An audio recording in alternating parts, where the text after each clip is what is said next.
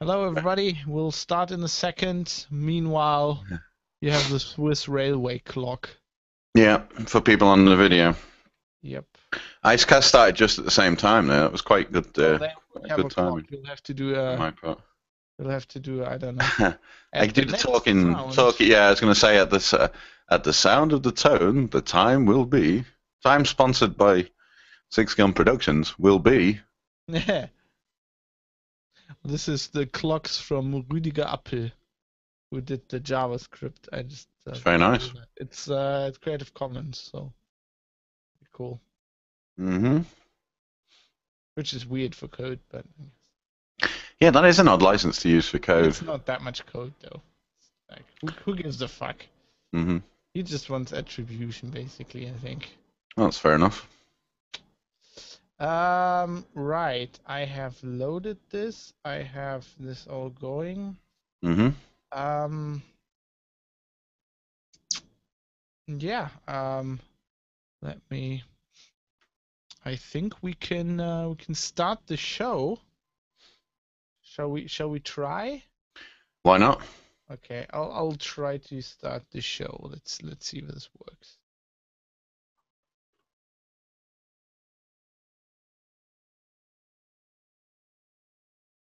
Linux Outlaws is proudly sponsored by Bytemark UK. Check out their Big V platform for all your web hosting needs. Find out more at bytemark.co.uk.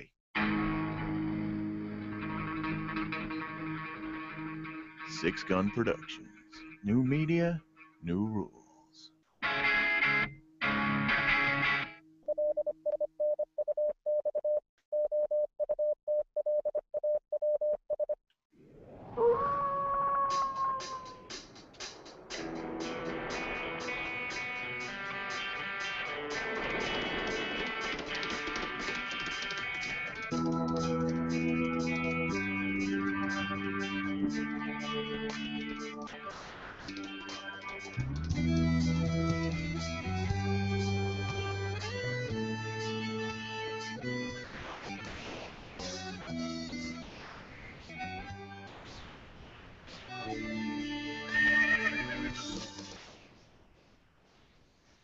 Hey everybody, welcome to Linux Outlaws 347. My name is Fab from Isenhagen near Hanover in Germany, where I've changed the studio setup once again.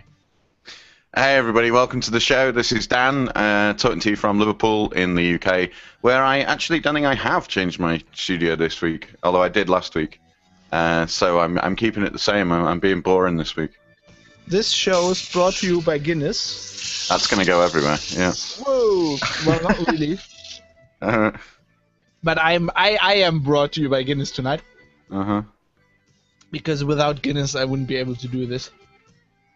You're supposed to let it settle before you drink too much. Yeah, well, it's coming out of the bloody can. I need to. Yeah, but now it's finished coming out of the can. You should let it settle. Anyway, yeah, I unfortunately don't have Guinness tonight, which is a shame. It's a shame. Yeah, it is. Yeah, I did have some last night, so I suppose that's okay. Yeah, it's well for England, it's been fairly hot today. Well, it's been really hot over here as well. Yeah, like 25 degrees. I don't know what it is over here actually, but the sun's been out, and people everywhere are kind of looking summery at last. Yeah. Which is cool. And I've got shorts on, which you can't see on the camera, probably thankfully for you, you can't see on the camera. And Fab's got another Hawaiian shirt on by the look of it. Yeah, I've got my favorite shirt on as well. Yeah. Mm-hmm. Yeah. So things are good. Yes. Things are good for me as well. You edited the last show, which was really nice of you, which gave me time to take the weekend off. I'm gonna drink some beer. Yeah. You might be hearing the birds actually when I'm talking. I can hear something, yeah. Yeah, I've got the window open. It's so bloody hot. Okay. I was going to do that, but I closed all the windows to stop any outside noise, so maybe I'll open them halfway through, you never know. Maybe I should have done that as well, shouldn't I? Yeah, doesn't matter. It gives it atmosphere. Bloody loud birds. Anyway, over the weekend, yes. I was visiting friends of ours who have moved. Used to live in Bonn. They've moved even further north than Katie and me. Now they live near Kiel. And we went out on Saturday, which was really cool. And we went to Le Beau, which is a beach up there on Le the Beau? Le Beau on the Baltic Sea. Okay. The birds are driving me insane while I talk. I'll have to close it. Just give me waffle. All right. Okay. Waffle, I'll keep talking. So for the benefit of nature. Benefit of the audio listeners on Icecast and people listening to the podcast. Got it. I've now That's got better. up and shut the window, and now he's coming back. Yeah, I sorry. just commentated on what you were doing. No, that's good. That's good. You know. Well, that's better. Well, that was driving me insane. You know, the noise gate was cutting it out, but just not when I was talking. So, Yeah, it won't do. Anyway, Le Beau. I was in Le Beau, which is right at the Baltic Sea. And as I knew this, like I've never been to the place, but I've read this on Wikipedia, and Andre mentioned this. So it's the final resting place of U-995, a Type 7C submarine from World War II, which was surrendered to actually the British. Not to me personally. I wasn't there. And then the British handed it to the Norwegians, and they gave it back to us in the 70s. And it's a museum. It's there on the beach. Pretty cool. Long-time listeners of the show might know that I'm quite a submarine fan. I looked this up. We actually had an episode. This is LO22, titled Alarm! Because I think I was playing Silent Hunter or something. This was February 2008. February 12th, 2008. Yeah, I'm just clicked on that now. Wow. So yes. So I love submarines. I love submarine movies. Crimson Tide's one of my favorite movies. Das Boot. And Das Boot is U-96, which is also a Class 7C. This one's actually this was a much older submarine. This was built at the end of the war. It's Type 7C 41, it's called. Very cool. You can go inside of it. And I discovered that I am way too tall. For a submarine? I could have never served. I think you probably can't sleep in the beds if you're tall, 1.75 probably. And I'm 4, so that was. Yeah, I mean, hang on, you've frozen again. Oh, now you're back. My computer. Yeah, you just froze for a minute, and then. Oh. That is brilliant. Not having much luck again with the technical stuff. My computer locked up. It's overheating. Give me a second. Oh, because of the weather. Is that because you shut the window? Let me figure out why is it. You shut the window and now it's all screwed. Oh, the talk plugin is eating 200% CPU. Yeah, it's something weird going on with them. It's using 200. No, it's using 200% CPU. That's a problem. Shit. Okay. I think I'll have to kill this. Let me try some. You'll stay in the hangout, okay? Otherwise, it's gonna go away. Okay. I'm still here. I'll keep talking to people on Icecast. Stay in the hangout. I'm here. Yeah. Just. Okay. Just hang in there. No worries.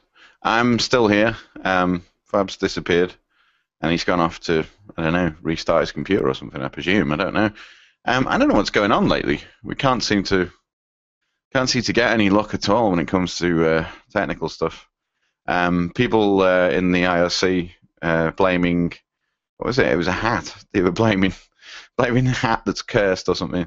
And and now they're no doubt they'll be bringing that up again, I'm sure.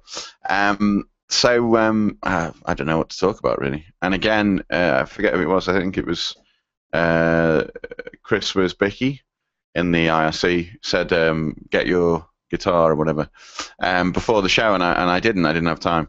So I haven't got it with me, so I'm going to keep talking. I don't really know what to talk about, so I'm trying to think of something interesting. Nothing that interesting, really. What's happened lately?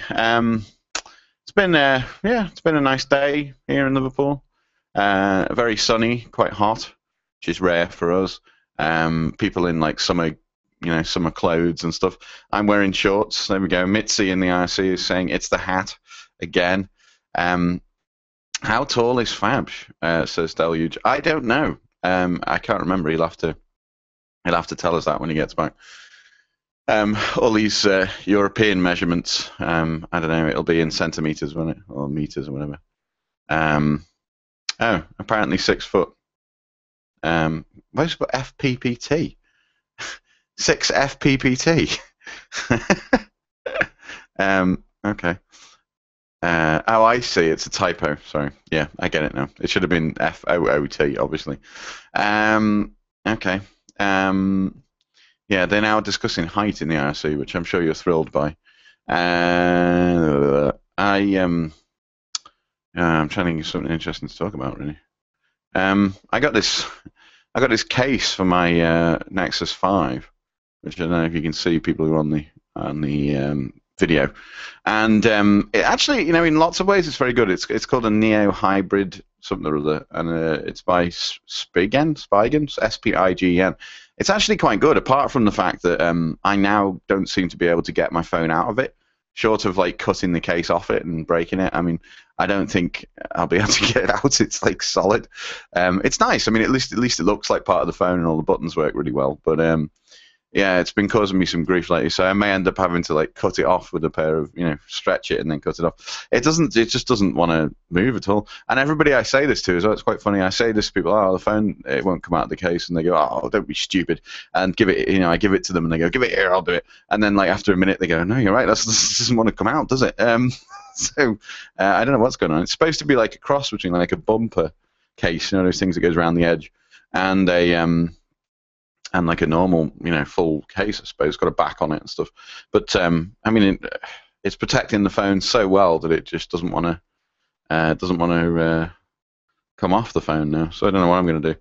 I'll probably, at some point, if I get that pissed off with it, I'll just cut it off or something. But so far, it's been okay. The only slight problem is that being one of these bumper cases that goes around the edge, the headphone jack kind of hole is.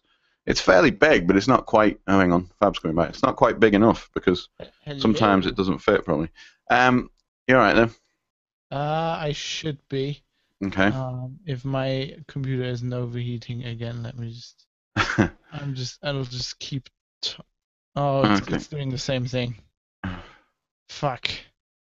I wonder. I don't know. I was going to say, I wonder if that's got something to do with the hum as well, but who knows?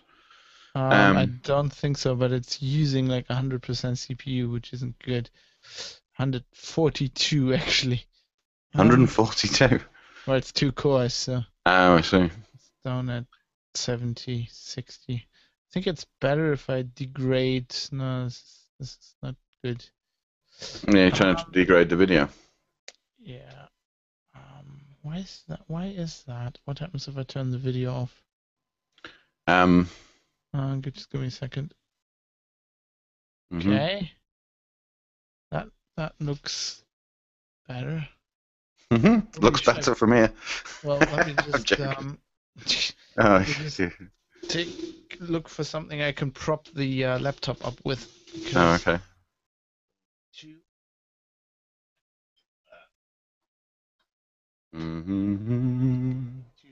I now get a talking logo, which is quite nice. That's cool. That talking logo. Yeah, I just get a circular logo, and then every time you talk, a little ripple comes out of it. Like, yeah, cool. It's kind of like being, doing a podcast with like the computer. What's his name, Hal or something, from 2001. I'm afraid I can't do that, Dave. It's like completely overheating my computer. That's not good. What can we do in that case? Well, people can will have to put up with looking at me. Maybe they can do that if they want. Well, it's like this is running way too hot. Oh, it's still too hot. Oh, right. Okay. Well, we can try. If my computer dies, you know what happened. Okay.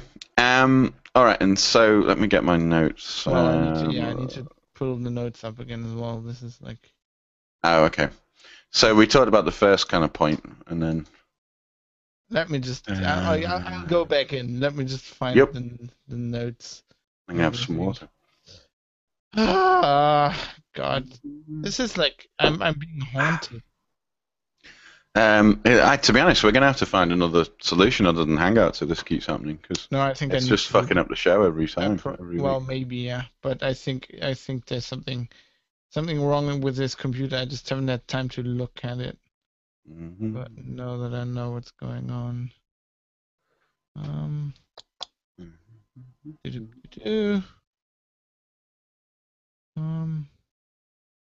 not even.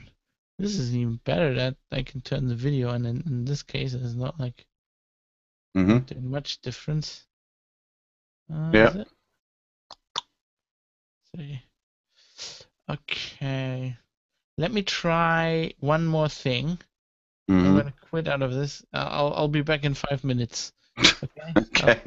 I'll make it as quick as I can. Let me just try something. All right, no worries, no worries. I'm gonna have to start bringing a guitar with me, aren't I? Because otherwise, I'm gonna go and get it anyway. Well, if it's gonna be 5 minutes, I might as well go and get the guitar and bring it back. So I will be just a second while I nip next door. Well, more than a second, not like 10 or 20 seconds, and then I'll play something for you, maybe on the guitar.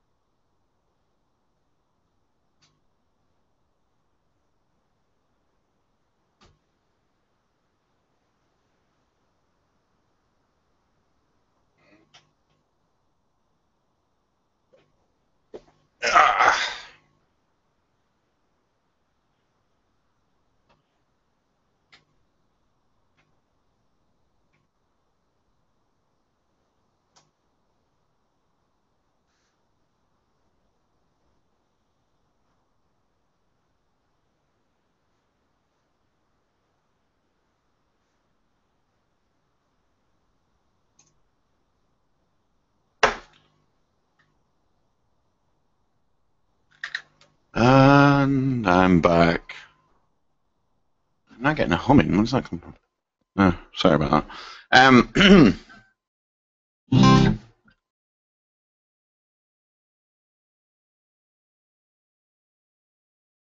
Play Rock Lobster. Can't really play Rock Lobster on my own. It's not going to be very exciting. You really need all the other instruments. Oh, shit. Oh, also the fact that this fucking headphones don't want to. Oh god, I'm not going very well here. Hold on a sec. Let me hang on. I know what to do. Sorry. Let me do this instead. I just need to. It's better. That's better. Oh, it's all out of tune probably as well.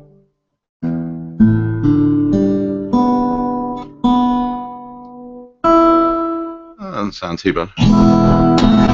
I'll turn my noise gate down a bit. There you go. Turn my noise gate down so you get the. Ah, okay. Not that it's much better. I'll just try.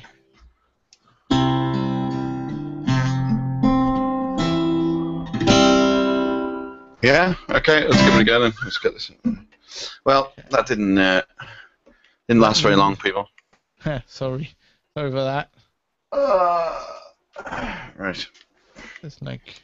Mm-hmm. Oh yeah, it's a 200% CPU again. That is brilliant. What happens if I turn the camera completely off? Let me just do that. Yeah, that's it. Is that better? Doing anything? No, it doesn't help. Shite. This is all crap.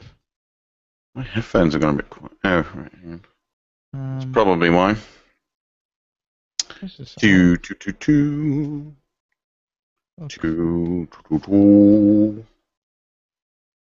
Wait a second.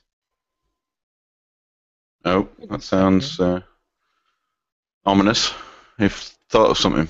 No, I just had an idea. Let me Hang on, lads. I've had no idea. It's the size of a tangerine. Okay. Okay. How This do is we the get last so thing old, Rod? I'm going to try, and then we'll just persevere. Mm-hmm. Keep this configuration. Keep this configuration. Yeah. See if that. That's quite funny. Monkey Bone says, I can see the problem. The camera is trying to process Fab's shirt. Yeah, that is probably it. You laugh. It's overloading the computer because it can't handle it. It's probably it. No, it's still doing the same thing. I can't fix this. Well, Let's just see how we get on. Yeah. For now. Until it falls off the rails. Push this back in. Okay, that didn't fix it. I might as well turn my screen back on. I thought it might have had something to do. Your screen is on at the moment. No, not that screen. Oh, right, sorry. I thought it might have something to do with the graphics card. I have a second screen attached. Oh, I see, right, yeah. But apparently sometimes, weird things happen with graphics drivers, and then you get X or. They sure do. Anyway, I'll try to keep this computer cool enough that we can do the show. Keep blowing on it. We'll just go from here. Let's keep going. I can go straight in. People now calling for you to take your shirt off in the IRC. That's not that kind of show. Yeah. Let's get back in this. Turn the image quality down, for God's sake. To degrade the image quality. Yeah, it's definitely not that kind of show. All right, so do you want to... Let me just keep going. Go on. Yeah, so the thing I discovered is that I'm way too tall for a submarine. I'm 1 meter 84, and right. I think you have to be under 1 meter 75 to fit in those beds at least. 160 would probably be better. I mean, I know they talk about, like, in history people were a lot smaller, but I think, that's not really going far back enough. It's not going back far enough, It's like, in the Middle Ages, fine, people were a lot smaller, but I don't think they were that much smaller in, 1940 or whatever. They just put the small people in the submarine. Like when you joined the Navy, the small people got they measure you. Go, right, you, submarine. Yeah, that's what they do today as well. Fighter pilots, they're always kind of small and stuff. Like jockeys, much like jockeys, on horses. You don't get many big jockeys. It doesn't really work. It's kind of cool, though. Also, they have very few beds. There's always, like, the officers, I think, have a bed themselves, but everybody else is on shifts. So there's only one bed for 2 people because one of them is always awake. Which is kind of... I have no idea how they slept in that thing. Like, you walk through the engine room where you walk through this, like, gangway in the middle, and there's the 2 big, huge diesel engines on either side, like, with open things. You'd like, I mean, of course, now it doesn't move, but you can imagine that all moved and was loud as hell and shit. It was cool. I had to restrain myself to shout, like, lines from Das Boot, Jawohl, Herr Kaloin! Alarm! Tauchen! Stuff like that. Blimey. People are saying... Thomson! Faulty in the IRC says, apparently, Fab, you're also too tall to ride in the old Russian Soviet tanks, which is not surprising, or the Soyuz spacecraft, which I think must mean that you're taller than Mark Shuttleworth, because didn't he go to the ISS on the space station on Soyuz? Must be tiny. Well, for the Americans, I'm 1 meter 84 is pretty much exactly 6 feet tall. So, yeah. Anyway, that was fun. I can recommend that. Sorry, Mitzi says it was the Navy. Of course, they shared beds. In the Navy. Yeah. Oh my God, just imagine how that submarine is so tiny. How that, like, there were like 50 people on board. How that must have smelled. And it's amazing. Like, they have like the torpedoes. Like, they have 1 tube in the back, right? And they've got a torpedo in the tube, and there's no space. There's no space. The second torpedo is under the floorboards. Right. And in the front, they had torpedoes under the floorboards, and they would have made maintenance of all the torpedoes every day, so they'd just shift them around constantly. Yeah, pretty amazing stuff. I wouldn't want to. I wouldn't want to get stuck on a submarine. I have a fear of drowning, especially in a confined space. I wouldn't. Well, then you don't want to be on that submarine. No, I don't. This one was on land. I can recommend it. It's like €7 or something. It's well worth it. Oh yeah, I could go on the museum thing. I'm just saying I don't want to go on an actual fucking. I would love to. I love doing that. I love submarines. They're awesome. I want to play Silent Hunter again now. I used to play Wolfpack. I think I told this early in episode 27. 22 probably. But yeah, I used to play Wolfpack. That was a great game. It was originally an Atari game, I think, but I played it on the PC. It was great. Excellent. So I unfortunately haven't been on any such exciting military craft so far in the last week. But who knows? Maybe I'll get to have a go on it. We have got a. I'm sure there's a German U-boat. There is over in there is a Type 7C down in Merseyside. That's right. Yeah. But if you look it up, it looks slightly worse for wear. I think they might have done it up. Well, they might have done it up a bit now. It was just rusting on the side of a dock for God knows how long, like 50 years. But it's sitting on like a dock of the bay. I thought you were going to say that. Sitting on a dock of the bay. bricks because people stole the hubcaps. It didn't have wheels, so that was okay. They might have stolen the torpedoes or the covers from the torpedoes. And the guns. And the guns, yeah. I think they've done it up and reopened it, so maybe I can go and check that out. Meanwhile, I mentioned Mark Shuttleworth before. This is a very tenuous link, but we didn't really talk about this. But there was a while ago. There was a big thing going on about the Ubuntu for Android project, which was the ability to use your phone basically to use one core to run Android, and another core to use to run Ubuntu, and then docking it onto a big screen and using it as your computer. Which I don't think it's going to happen with this, obviously, but I do think in the future that's going to end up happening because now. You're one of the Kurzweil people. The singularity is a point. Wait. I think we will. Oh, hang on. I think we'll end up using our phones. Is upon us. Yeah, that's quite scary. Sisters, the singularity is approaching. I do think we'll end up using our computers our phones as our main computers and doing something like that probably. Computers as phones? Hello? Yeah, I'll use your computer as a phone. Hello? Anybody there? Well, it's got a mic and all the rest of it, so you could. For your, you could do like a Hangout or something, or Skype or whatever. What was I going to say? Yeah, so the Ubuntu for Android project. It looks like it's gone very quiet, and it looks like 2 years on from their kind of initial excitement in early 2012. It looks like it's not going anywhere, as far as I can tell. I think it's dead. Disappointed! Well, the headline from this, it's funny you say that, but the headline from this article is Ubuntu for Android ? It's not dead. So I don't know. It says it's not dead, but it is in limbo. So I don't know. It doesn't look too good. So the project's goal was to merge Android and a working Ubuntu Linux desktop onto one device. So it says here, blah blah blah. Hang on. Who told you this? The Ubuntu. Ubuntu for Android had a lot of potential. In January 2013, Canonical revealed they're expanding their mobile efforts beyond just getting Ubuntu to coexist with Android, and instead announced they would prefer that they would make a Ubuntu Touch OS, which is what they've been working on. And I think since then it's kind of it's not been it's not really been done, not been much done on it.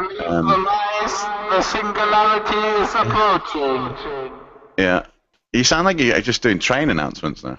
You sound like you should say something like, the next train at platform 5 will be the Singularity, or something. Die nach Hamburg 17:24 Uhr ist für 5 Minuten verspätet. Where are we now? Yeah, so... ME 3724 nach Isernhagen, heute auf Gleis 8. Ich wiederhole, heute auf Gleis 8. You need one of those little glockenspiels, so you can just go bung bung bung. Whatever it is they do for That'd be amazing. Ding ding ding. Yeah. Sadly, I think it's all pre-recorded these days. But at one time, they did have the little thing there because someone had to go ding, ding, ding. Yeah, because it wasn't. It was like it wasn't pre-recorded. Didn't have the technology. So someone had to sit there and go ding, ding, ding every time they went to make an announcement. I think that was quite cool. Anyway, in the middle of the night, because they're so bored, they're just going wild, like bam, ba-dum, ba-dum, bam, ba-dum, ba-dum, bam, ba-dum, ba-dum, bing.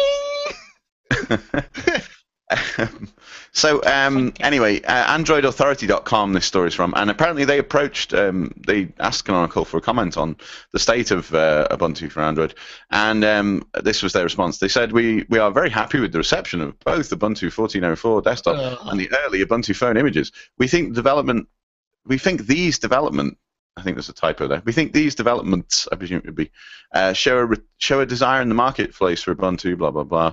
I'm going to skip over this. We still believe Ubuntu for Android is a great product concept and that consumers would welcome the feature.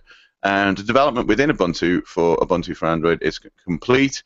To take the development further requires a launch partner in order to make necessary modifications on the Android side. So they're saying they're done on the Ubuntu side, and they can't get anyone to help them with the Android side. Yeah, I think that's what it sounds like to me. I think they're done. Yeah, we are focused on Ubuntu for phones at the moment, therefore not actively pushing Ubuntu for Android. I think that's pretty much says that it's. I had that on my radar, but we just forgot to talk about it on the show. It's been a dramatic week, actually, isn't it? In a number of ways, and the next couple of stories. Left and right, yeah. Yeah, the next couple of stories certainly reflect that. Robyn Bergeron, I can't say her name properly. Bergeron. Bergeron, yeah, like Bergerac. No. Bergeron. Robyn Bergeron. Bergeron, yeah. I don't think she's French. Well, we have a story about Jono Bacon later on coming up. Robyn was the. I'm just going to skip her surname now. Make it sound like I know her. She was the until RB. Until this week, she was the Fedora project leader, and by all accounts, very popular project leader and very very effective, and and I say popular. She's announced that she's stepping down as the project leader, and no real reason really. If you read her blog post, just like I'm gone. Much like who was it? I think Jared Smith did the same thing. Yeah. He was he the immediately previous one? I can't remember. I think yes. I can't. Well, everybody stepped down here. She quotes Max Spivak. Max, retired, didn't he? And Paul Friel. That's who I was thinking of. Yes, we talked about that when he just went. Don't want to. Meh. I think I'm done. I got nothing. Yeah, I mean, it must be. There must come a point where you feel like you can't take it any further, and you want to give someone else a chance to kind of make their mark and do something. By all accounts, I don't know. As I say, she was very popular. I don't know. I've never been a Fedora project leader, so how would I? I would just constantly push to do things, like to do new things. They'll probably fire me because at some point I'll just get like crazy ideas. Like I've been in this job really long. Let's do something really crazy. Mm-hmm. Like Jürgen Klopp in Bochum, who's always doing crazy things, and then he's fighting with journalists. That would be me. Well, maybe you've got the glasses for it. You've got similar glasses, if I remember right, and beard as well. Yeah, similar glasses and beard. She's stepping down. It doesn't say. I'm just trying to find the actual date. Is this like with immediate effect or what? No.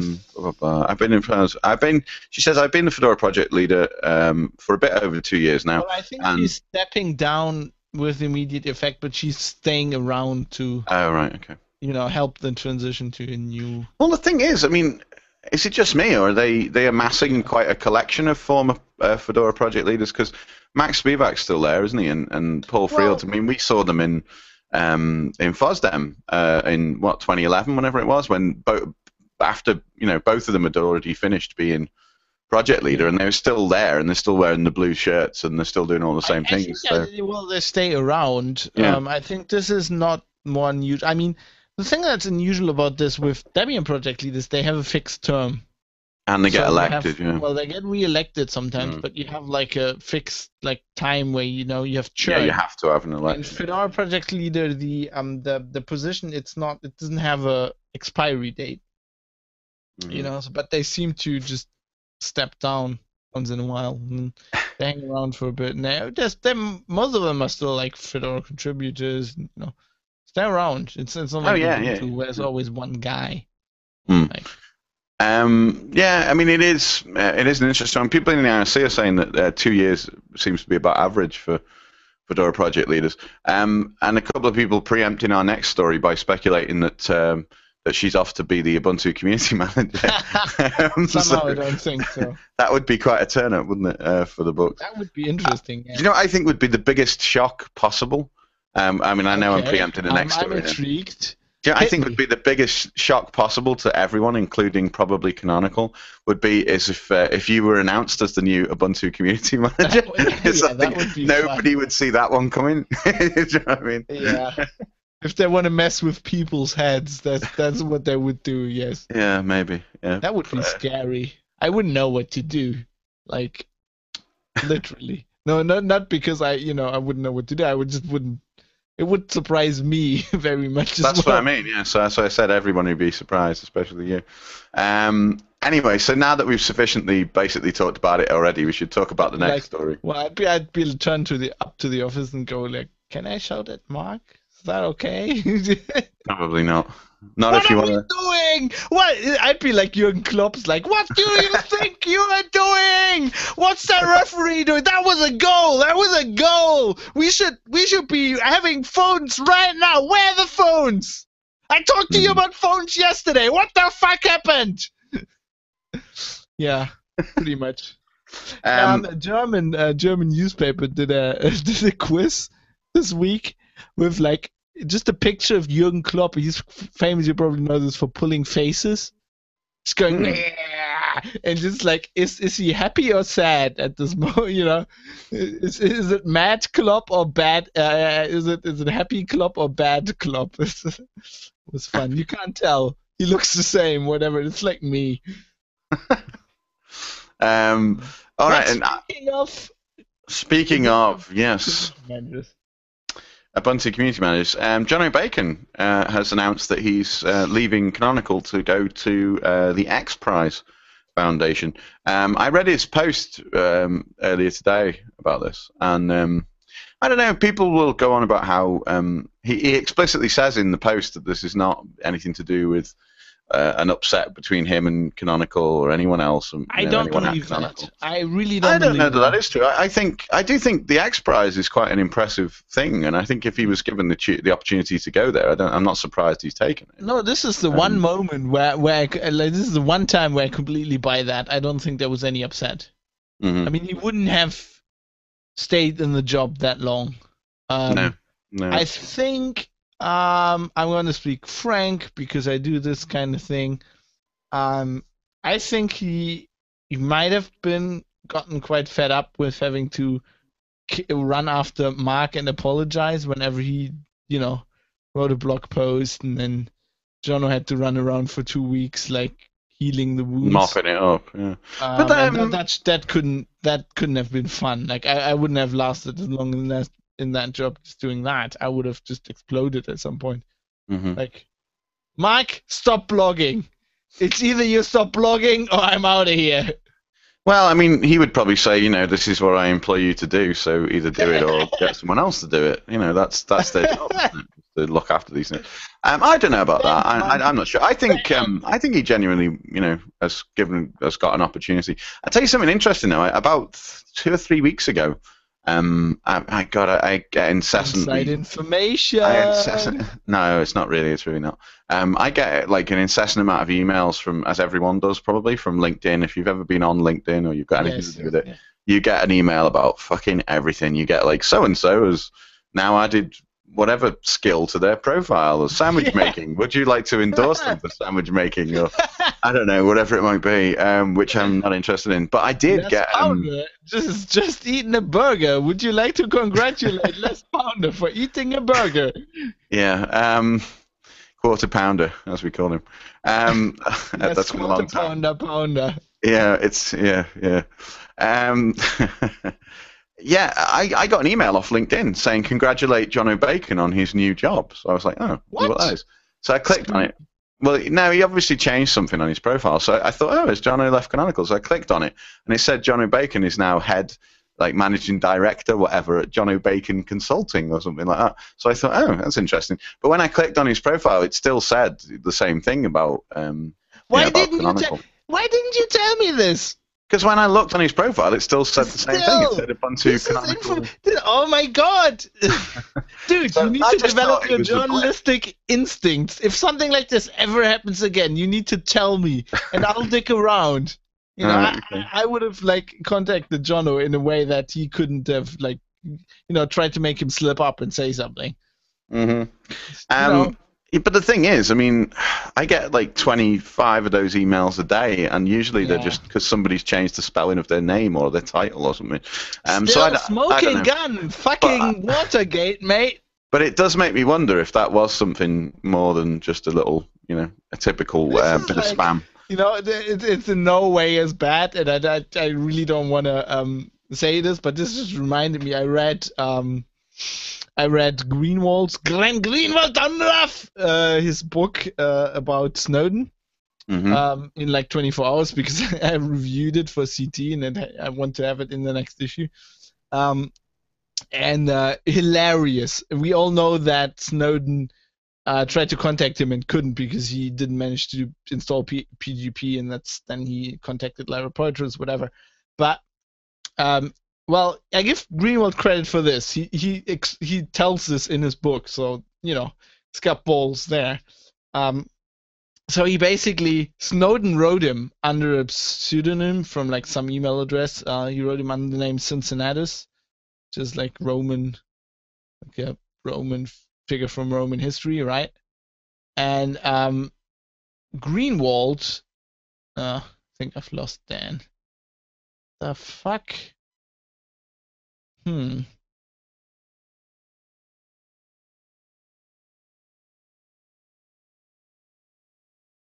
That's weird. That's not my fault this time.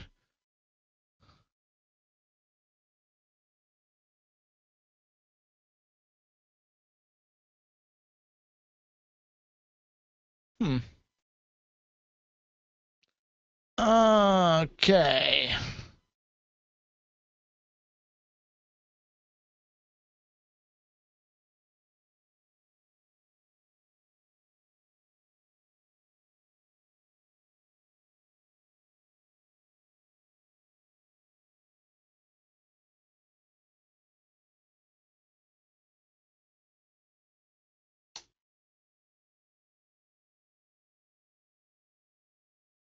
This time it's Dan's fault.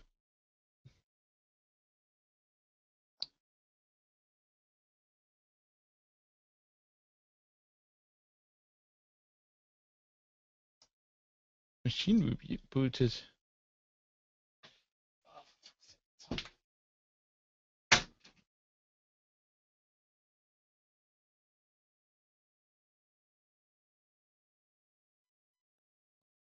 Need to open the window for a bit there. Yeah. So that's that. See if we can get Dan back. I think we're cursed today, everybody. We are cursed.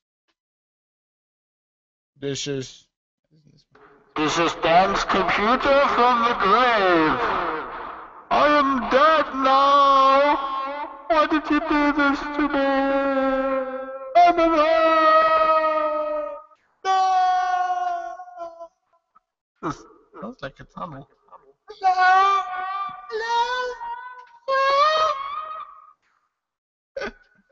Hello. Yeah.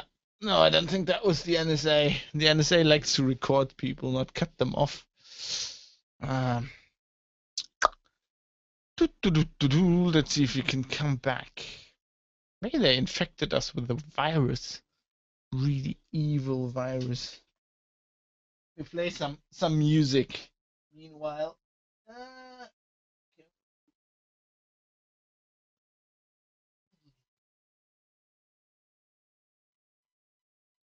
This is the song for this episode.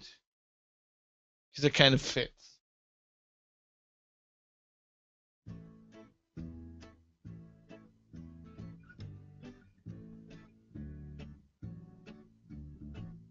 I'm going under, getting over you. I'm going under, drowning in the blue. I'm trying to invite Dan again. I'm down so doggone low, have to look up to see the soles of my shoes. I'm going under. I didn't know over you for a little while.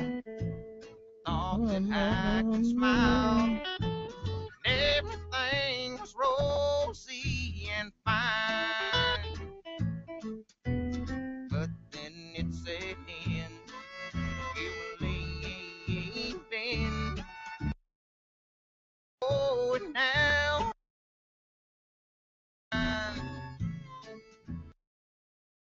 going under, getting over you. I'm going under, drowning in the blue. I'm down so doggone low, I have to look up to see the soles of my shoes. I'm going under, getting over you.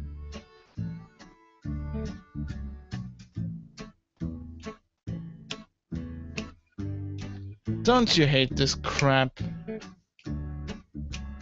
Now I walk around. This is what happens when you podcast live. Hurt and lonely since I don't have you. Still a sign of Dan. Barely hanging on.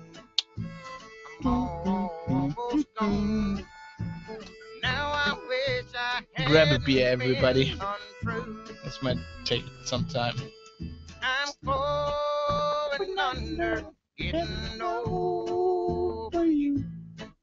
I'm going under, drowning in the blue. I'm down so doggone low, having to see the soul. Inviting Dan so he can join the hangout. And we can do the show. Oh, there he is. Oh. That looks good. Hello? Hey, what was the music there? That was I'm Going Under. Song from Fallout.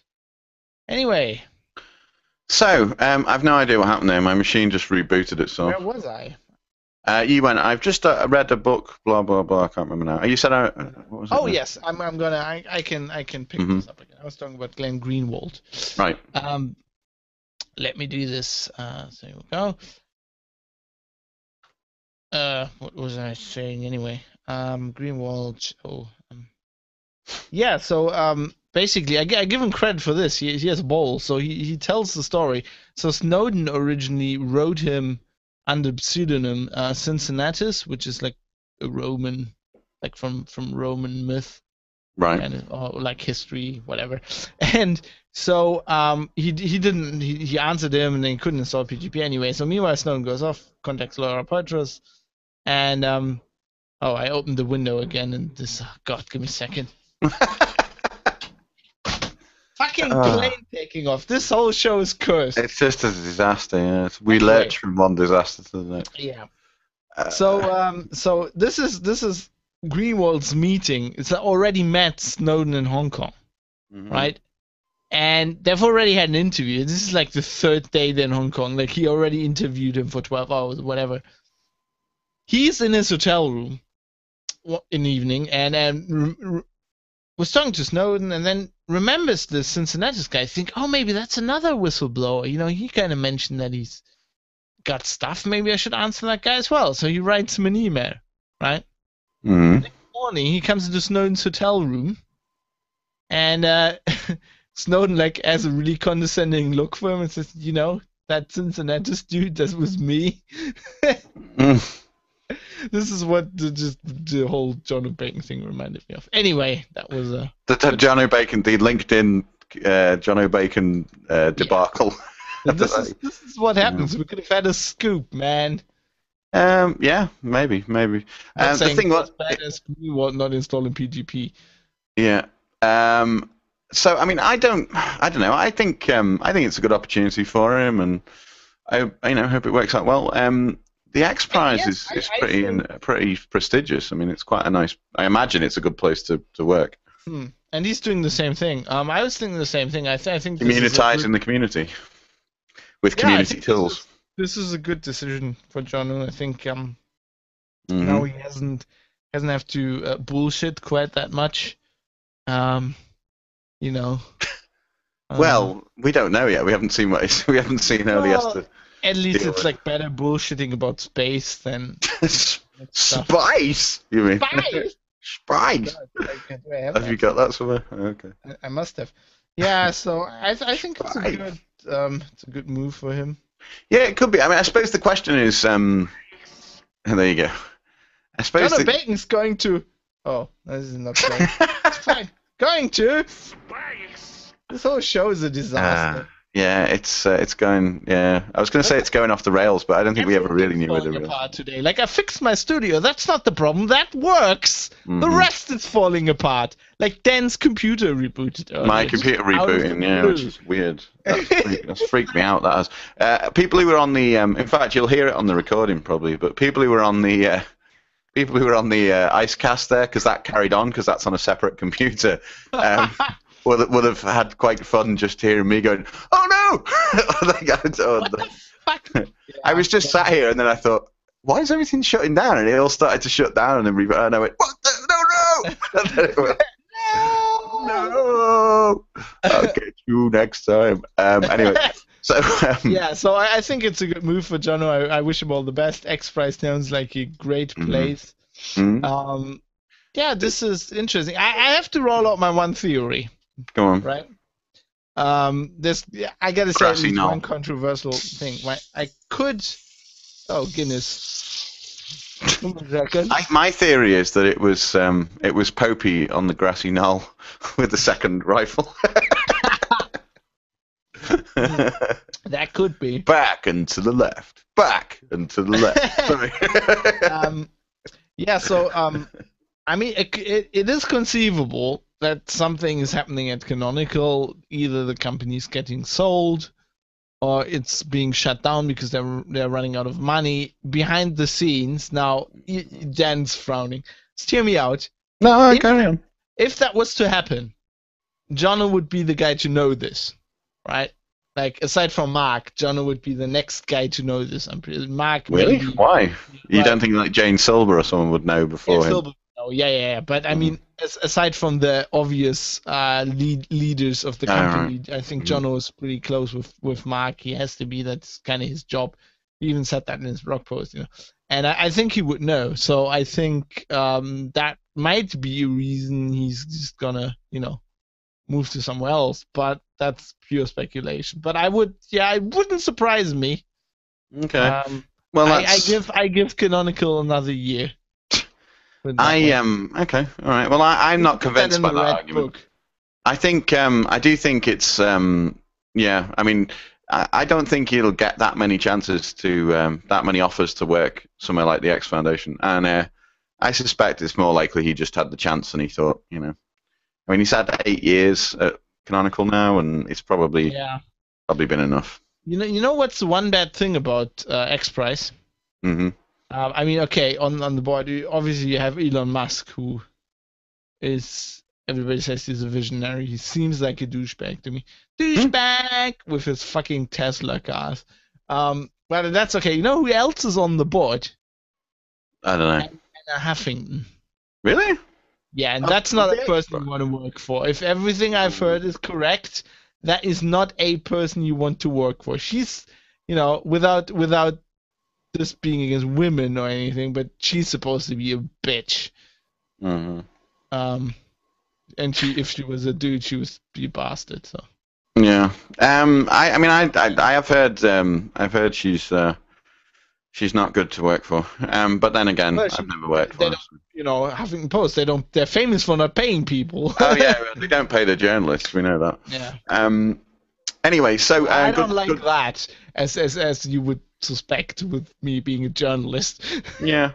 I think the interesting thing for me is going to be to see in the next few weeks or however long it takes who takes over his role, because Axe gone. Axe can't do it.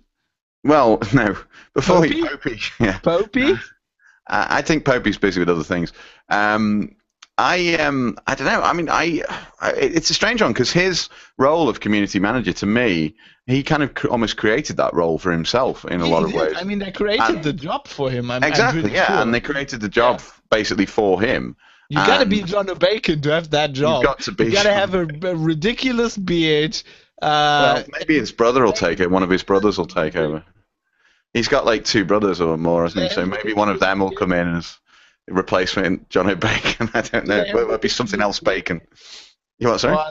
Do they have ridiculous beards, or are they just, I don't think they have. They do look a lot like him, if I remember rightly. I remember seeing a picture of them together once and thinking, oh, that's a bit scary. But I think they are the, the not crazy ones, I think. They're probably like just really normal. Oh, one of them drives a car. Drives a car? Wow, what a revelation. No. Didn't I talk about this on like radio? Didn't he think it's his older brother does they have the salad oil car, whatever that drives with like oil? Like the biodiesel type thing. Yeah, where you make it with oil, salad oil. No, I think he just put olive oil car or something like that. Really? Or coffee? Was it coffee? I think it runs on coffee. Or Guinness, maybe it was Guinness. I mean, that's a waste of Guinness, to be honest. Yeah, that's a waste of Guinness. Jono Bacon salad car brother. It's the UK. This is a coffee-powered car breaks world records. Bacon's that's his brother. Car. Google it. Really? Hang on. Let me just look at it. I'm looking now. Coffee car. Definitely his brother. Look at Google for coffee car and bacon, and then here we go. His brother. I'm gonna put that. I'm waiting for the picture to come up. It's not coming up. It's very much his brother. Where are we? Oh wow! Yeah, that's what you mean. Yeah, he's got the same hairdo, same glasses. Same beard. He even has the silly beard, yeah. He even has the beard. Yeah. The hipster beard, the soul patch or whatever they call that's that. That's amazing. Well done to his brother. I think that's really cool. He should be the new community manager with a coffee-powered car. Coffee-powered car, yeah, maybe. That's a waste of coffee, though. Like, I mean, maybe it runs on instant or something. Yeah, it's kind of weird. Like, if I drove a coffee, coffee is basically what powers me. So if I drove a coffee-powered car, I'd be afraid that the car... Martin Bacon? Yeah, Martin Bacon. Martin Bacon, 42. As compared at least that's a reasonable name, not like Jono. Marty Bacon. Is there a Dave? Dave Bacon? I don't know, but we had the crispy bacon, didn't we, for a while? That would have been good. I think that's amazing. Well done to him. So maybe he's going to drive his coffee-powered car down to London and into Canonical Towers and then take over. Who knows? We'll have to see. But obviously, it's going to be interesting to see if anyone... Because the reason I was saying about it, they basically invented a job for him and all the rest of it. I mean, since that, we've always had... I know he's not going to like this, but we've always had PR people and marketing people and stuff, which I think is a large part of his job. I know he doesn't like that, but like to have it described that way, but it seems that way to be. And since he became community manager at Canonical, suddenly other companies started to have community managers who'd never had them before or never called them that before. Yeah, so, he's got a summit. He's got a bloody exactly summit there. Yeah, but what I'm saying is, so all of this stuff was kind of in all of this role as it is. I mean, was invented pretty much for him, or he made it his own. And now I'm wondering if now that he's leaving, whether Canonical will just say, "Oh, we're going to change the job to something else," or we'll hire one person or even 2 people to do something different. I don't know that they'll go out and look for another exact Jono Bacon thing. Maybe they can't find one. I don't know. I do think they literally created the shop for him. I think they literally did. And you know who's got my vote for the? I know it's not a position that's voted, but he's got my vote. Peter Cannon. Wow. Peter Cannon for Ubuntu Community Manager. That would be hilarious. That would be wow. Wow. I don't know what to say. I've gone all Doge. Wow. Wow. So wow. Such a cannon. Such cannon. Yeah. Very Pete. Very Pete. That would work. So roadshow. Anyway, that would work. Yeah. So good luck to Jono at the X Prize Foundation. Lots of people talking about X-Men and the Professor X and all that in the chat room there. Sadly, it's nothing to do with that. Next up, would be even cooler. It would have been, yeah. He's gone off to be Wolverine, a community manager for the X-Men. Yeah, he's got to make it look good when Wolverine kills someone he's not supposed to. Yeah. No, he was just he was trying to save that man with emergency surgery. Well, what happened was the guy attacked him and viciously threw himself onto his claws 20 times in a row. Anyway, so next up, more Canonical news. Your Cloud is a new product they're pushing. It's basically, they're saying let Canonical build, support, and manage your cloud for only $15, per host per day. That's okay. That's interesting pricing structure. Ubuntu offers all the software infrastructure, tools, and services you need to have your own cloud at your fingertips, built by experts on Ubuntu OpenStack, fully managed and monitored 24/7. That's expensive. It does sound quite expensive, yeah. OpenStack. How will we be able to afford cocaine? The Ubuntu Advantage service offers efficient systems administration, fast problem resolution, they had that before. and access to Ubuntu experts. Blah blah blah. Again, it's maybe it's about.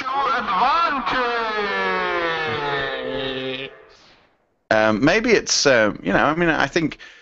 We've seen that they've got to find a way to kind of start generating some kind of income, decent income, and I think that's probably quite a reasonable way of doing it. It's another product for them. They've been pushing towards. Things like Juju, which is their kind of equivalent of Puppet or Chef or one of those things for managing servers and so on. They've been pushing that for a while, and they've been pushing other things. I think it's been heading in this direction really. So they've launched a new product. You can register your interest. I don't think it's actually available yet. You can't buy it yet. There's a form on the website here for you to register your interest, it says. It doesn't say whether it's actually available yet. No upfront cost, blah, blah, blah. No, it doesn't say. Well, that's interesting. So what else have we got? The orange box as well. Yeah. Wait. Oh, is this a... Echo. Are they going to get sued by Valve? I seem to remember that Valve used to have an orange box. True, that's true. So the orange box is a complete mobile cluster, it says. Fuck. Mobile cluster, yeah. An easy, low-risk way to deploy OpenStack cloud infrastructure on your premises for testing or proof of concept. There's no safer way to create your first cloud than with Canonical's engineers at your side. Each orange box contains 10 nodes, each with 4 cores and 16 gig of RAM. It's quite impressive, the hardware spec. To create your first cloud. A generous SSD storage provision. Box is preloaded with Ubuntu 14.04 LTS, Juju, and MAS or MASS. Hang on, download the fact sheet. Let's have a look at that. It looks pretty slick, actually. I've got to say, look at it. Okay, I now have the fact sheet. I like the look of it, actually.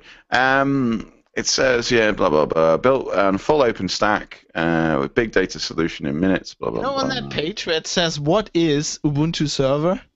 Well, actually, that should say, what is the Ubuntu server, but they can't speak English. Did you see the icon that looks like a toaster? Hang on, I'm still looking at the fact sheet. Icon that looks like a toaster. How is the fact sheet?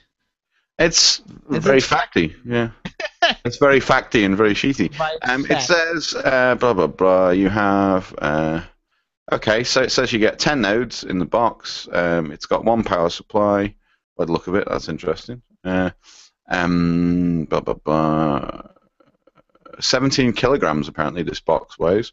Orange box itself. 32 Yeah, it's good kilograms to of know. total mass. 32 kilograms of total mass with all the accessories and the flight case apparently. Says that each individual node contains an Intel i5 3427U processor, 16 gig of DDR3 RAM, 120 gig SSD, an Intel HD 4000 graphics card, Intel Gigabit network card. 4 of the 10. Oh, it says 4 of the 10 nodes include additional SSD storage. 1 of the 10 nodes also includes Intel Wi-Fi and a 2 terabyte hard drive. Preloaded with Ubuntu 14.04, as you'd expect. Ubuntu Archive Mirror. It says deployable workloads include OpenStack, Cloud Foundry, Hadoop, which is probably quite popular, and it says hundreds of Juju charms, which are the the recipes you have for Chef and other things. Thousands of combinations, blah blah blah. Includes a flight case, a monitor and keyboard and mouse. It comes with US, UK, and EU power cables and a detachable Wi-Fi antenna. It's a very slick-looking box, actually. I've got to say. I'd love to know how much this costs. I'm imagining it's probably quite expensive. 12K. Really? 12.5K. Yeah. Yeah. It doesn't surprise me. I actually quite like the box. I don't know if it'll take off, though. I guess we'll see. So, what else have we got then? What's this next one? One. Looks cool. You'd like one? It looks cool, yeah. No, the hardware is very cool. Server of it. Yeah, it does. Except I'm looking to buy a motorcycle which costs about half that. So fuck you. But will it run OpenStack and Hadoop and all the rest of it? So no, but I'll look cool. Does it run on coffee? No. No. Well, there you go then. Maybe that's what was his name? Martin Bacon, was it? Maybe that's what he's going to do for Canonical now. He could drive up around the country in his coffee-powered car, delivering these orange boxes for Canonical. Coffee-powered servers? Coffee-powered, yeah. No, I mean, he could deliver them. You know, we need a server in like Carlisle in an hour, and he'd fire up the coffee mobile and power up the M1 with the orange box in the back, and he's away. So you never know. I need some coffee. We need to go now. We have to deliver server. Yeah. It looks quite cool, actually. So if you want to find out more about the orange box, we'll put links in the show notes. Or you could just Google for Ubuntu orange box, I suppose. Yeah. Yeah, or you could just Google for coffee-powered car. Oh, you could Google for the coffee-powered car, yeah. Have fun. Oh God, my machine is like, I'm scared. Like my machine's completely hot. I'm scared this will. Let's press on. We're almost. Is like this show today is a clusterfuck. This is like Austria winning the Eurovision Song Contest. One could say it's the worst case scenario. Oh no! oh dear Lord! Did you make that up or did you hear it somewhere? Because that's I made that up. Okay. Well, in that case, it's not as bad if you made it up. At least you made it up. All right. And so, bearing that in mind, let's press on. And so, what are these next? What's this next story about? The Black Shades arrests. You haven't heard about this? I don't think so. I have been living under a rock for the last. Yeah, you're like living under a text editor, writing code. Well, Black Shade is malware. It's a malware program that you can use to infect people's machines and spy on them. You can turn the webcam on, you can steal their information. And this was being sold, and it's being sold for years, I think. Interesting, you could buy it with PayPal. And this week, the authorities in a bunch of countries, Germany, the UK, the US, decided to visit the people who had bought this, raid them, take all their computers, which isn't surprising if you buy malware. I mean, I read about this on Brian Krebs's blog. He's a journalist, investigative journalist that covers security. He's a good guy, and he was saying, well, this isn't like if you bought that malware, this shouldn't be surprising to you. It's kind of interesting though. In Germany, I talked to a few lawyers today. One of the good things about working for a big place like Heise is you can actually ask actual lawyers that know about this stuff.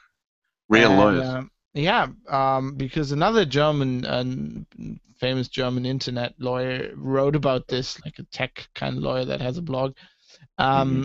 How this is like really questionable. You might remember years ago, this is going years and years back, the German government published or passed a law that made hacker tools illegal. I bitched about this on the show. I remember that. Yeah, I remember it well. Yeah, at the time I was working for Net Cologne, and we were really afraid that, basically they outlawed any tool that you can hack a computer with, which is Nmap, right? Yeah.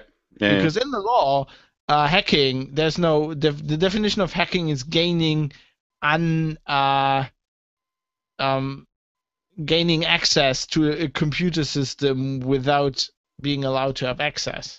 Like I don't know how they actually call it. It's like unauthorized. Yeah, unauthorized. It's basically just having unauthorized access. Yeah.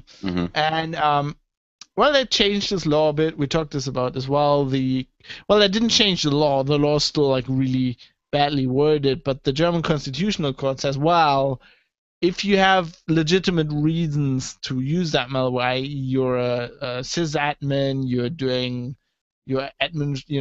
trying to find security holes, you're doing pen testing, doing training, or you're in a school, you're doing education, you're doing a demonstration, you're a journalist, you want to figure out what's going on, then this doesn't apply to you. Now, apparently the German police raided, like there's Krabs says, like screenshots from underground forums where they're like people pissing themselves, like the police was just here, took all of my computers and stuff. And apparently they've raided quite a few people in Germany. They haven't said how many, but like 20 to 50 people. And apparently the police just raided them because they bought that malware. Which is highly questionable, because after what the Constitutional Court says, if what they actually say is if there's a dual use case, which means if the software can be used for something else, then they can't get a warrant to search you, not just based on you owning that software. They need another reasonable they need to have some proof that, or need to suspect you're doing something or intend to do something bad. Yeah. Like, I don't know, you're like frequenting forums, you're asking about how to hack your girlfriend's computer or something like that. But if you just bought this, they shouldn't be able to search your house, which is what they did, and that's really questionable. So basically, all of these tools have dual use, because one of the uses is just demonstration. Like, this could have happened to me. I could have bought this for research purposes. Easily, yeah. This is one of the reasons when I do this kind of stuff, now that I work in the security field, I always do this from company computers. Like, I'd never... that's very sensible. Yeah. Sometimes it's hard because you really want to... You're at home. I'm writing at home sometimes. We stay at home sometimes writing stuff. On the weekend, I'm sometimes working. And you kind of tempted, but I always try to remember that I shouldn't do this, because if I do this from the work computers, then the police just turns up at the offices. At the office, right? Yeah. And like if they go, we want all your computers, then I don't know. People would like laugh at them and ask, how many trucks did you bring? Because we have a hell of a lot of computers in here, But this is really scary that they can do that. Yeah. Someone in the IC was just saying, Chris Wisbicki says, what about VNC? I was thinking that maybe you could remote into a machine at work, but it's not. Yeah, it's still not ideal. Well, no, and so I like if I would do so, if I bought this malware for research purposes, I would have bought this with a PayPal account belonging to the company. Because, I mean, it's especially for journalists. I mean, it's everybody says, well, yeah, bloggers are journalists and stuff, but like I don't know, it's probably the same in the UK. But in Germany, it's definitely not that way. Like if you're affiliated to a known media organization, they don't do. They even like the police would see, oh, this is Heise, and they probably wouldn't raid our offices. They would probably turn up and go, we've noticed this, what's been going on, and just give you the benefit of the doubt. which they don't do when you're just a teenager at home, which is really bad because, I mean, this should I don't know if anybody of them is fighting this. This is just script kiddies. So Well, I would be surprised if any one of them gets like a lawyer that knows what's going on and tries to fight this, but they should. Yeah, it does sound like script kiddies, as you say. I mean, that's just crazy. I mean, people could be using it for, as you said, like pen testing and other things. That's perfectly legal. And you can, and they just never mind that they just get arrested anyway, or their stuff gets taken anyway. Well, yeah, but they probably won't get in Germany. Well, they won't get arrested. So what happens is the police takes all your stuff for weeks, and then if there's nothing, they give it back. One problem with these kind of things is, if the real problem with this is if they come to your house and take your computer, at the point where they have your computer and they bring it to the police station, then they have the right to do searches because by taking it, by getting the warrant from the judge, they have the right to conduct searches. Now this gives them kind of, basically the permission to go on a fishing expedition on your computer. So if you have anything illegal on your computer, which could happen, like, I mean, it could happen to me when I'm a journalist. I'm researching stuff. I've done stuff where I don't know if that, I try to do that with company computers. But, you could have stuff. You could have, like, pirated stuff on your hard drive. As I say, you could have downloaded films or whatever. You could have porn, and it doesn't even have to be child porn. It's just porn, and they go, oh, we don't know if these people are, like, 18. And then you're in the shit, like, and this is why there should be reasonable protection for them just coming and taking your computer, because that's just bad. This is this was it's slightly off topic, but now you've mentioned it, I think it's quite appropriate. A while ago on Smodcast, it might have been on Hollywood Babylon on one of those shows, one of the Kevin Smith podcasts, they were talking about a guy in South America who was arrested because he had like videos on his laptop, whatever, I don't know, of this porn star who they claimed wasn't over 18, basically. No, that wasn't HBO. I would have remembered that. Yeah, and basically what happened was that this girl who is she is over 18. She looks very young. She actually flew to wherever it was. I can't remember. It was somewhere in South America or Central America. She actually flew to the place and testified for in court and it got this guy off the charges. What a woman! Yeah, but wow, I don't think you can rely on applause. Yeah, no, you can't. But you can't rely on that. Let's just say. I mean, come on. That's an awesome human being. I mean, yeah. Well, she was. I think she was like Hollywood helper or something for that week. I mean, people look down on porn stars, but that's amazing. Well, in Italy, they get elected as politicians quite often. Yeah. And that's not even a joke. That's deadly serious. All right, and so let's crack on because we've had so much delay today. We need to move a bit. Worst case scenario. We got XMPP, which is the instant messaging protocol. Large parts of it are encrypted. Yes, since 2 days ago, as we're recording this, what's his name? Something. Oh God, the guy one of the founders. This is his blog. His name again. I don't know. I'm on xmpp.org. Is that his blog? No, that's the proper XMPP Standards Foundation. No, it's what's his name? Saint Andrew or something. I should have wrote it. Peter Saint Andrew. I just want to mention. I mean, I forgot to say this is totally off topic, but while going back to the discussion about Jono Bacon and all the rest of it, I think it was Monkey Bone there in the IRC says Jono's arch enemy is called Jacko Sausage, which I thought was really good. I like the idea of like a Jacko sausage and Jono Bacon. Shouldn't he be Jacko Tofu? Tofu, yeah, maybe. I don't know. Anyway, sorry, yeah. So XMPP. Yeah, Peter Saint Andrew or Saint Peter, as he calls him. Oh, Saint. Yeah, right. Yeah. he initiated this whole manifesto basically after post Snowden, as we say now, post Snowden.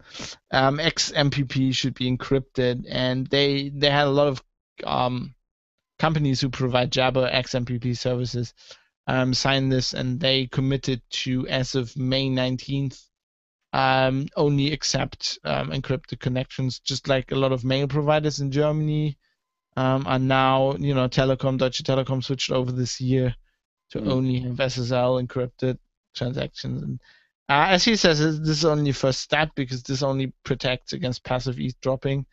The NSA listening in on the wire. It doesn't protect you against subpoena, serving the service provider with a subpoena and then getting your data from the server. But that's the next step. They want to implement something like, maybe OTR or something like that, basically end-to-end encryption, which is what we all need now. We need that yesterday. We do. Meanwhile, speaking of encryption and so on, I'm desperate to keep the link going. We talked about the Libre SSL project, which is an attempt to sort out OpenSSL and all the rest of it. They posted a 30-day status update. A guy called Bob Beck, who is a developer he says he's director at OpenBSD Foundation. He gave a talk in BSDCan in 2014, which is in Ottawa in Canada, and he talked about the state of Libre SSL.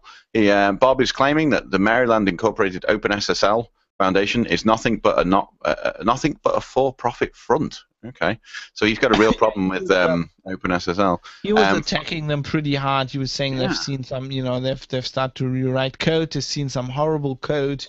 One slide that I enjoyed, he was talking about memory allocation in OpenSSL, which apparently is a problem that people have reported to them 4 years ago, and he says they're not taking this seriously.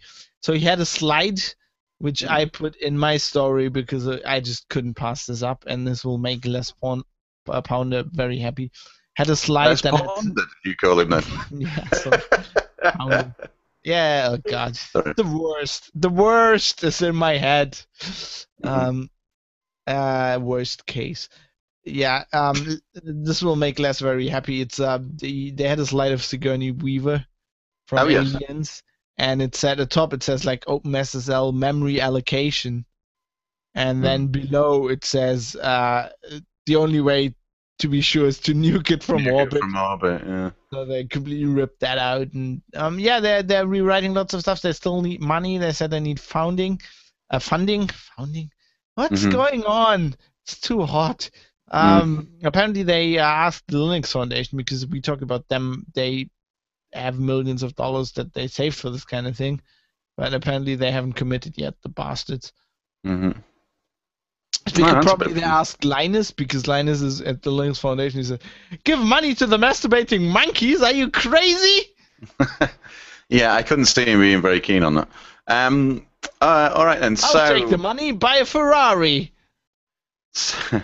That's quite interesting. Well, speaking of yellow Merc, by the way, Linus. Is he? Okay.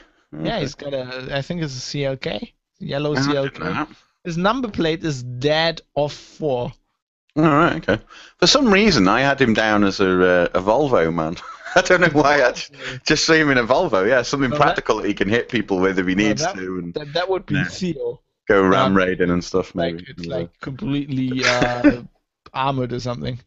Yeah. Linus would drive a bulldozer. Bulldozer, yeah, maybe, or a tank. Humvee or something. A tank, yeah. Yeah, Arnold Schwarzenegger's tank. Come to me and we will crush people. Yeah. We'll crush open source developers. So we're all familiar with the Google Summer of Code. Something we're less familiar with is the brand new Mozilla Winter of Security. Winter's coming. Yeah, winter's is some way off yet, but anyway. So this is from the Mozilla blog. They've formed a group called Security Automation,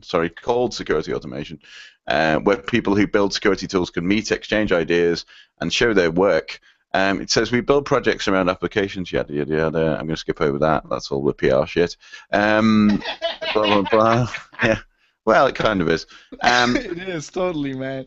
Okay. So they're planning to say, it says Winter of Security, so called because we want students to get involved roughly between September and April. That's winter. That's winter, yeah. Each project has an advisor from Mozilla, and so they're asking for people to help them, students particularly, like the Summer of Code, students to participate in these projects, these security projects, between, as it says, September and April. It says we also ask that a professor from the university or whatever oversees what they're doing on the project. They have a supervisor from Mozilla as well, someone from the project will help them. It says anyone can apply under the condition that the university will give class credits and a grade for the work they have done. Yeah, I have to point out, as LROG HQ in the IC quite rightly says, students, aka slaves. Shut up, slaves! Shut up and start working on the security! 1, 2, come on! Start coding now! Yeah, welcome to the winter of security. I was thinking now is not the winter of our... Welcome to the gulag of security! The Mozilla gulag!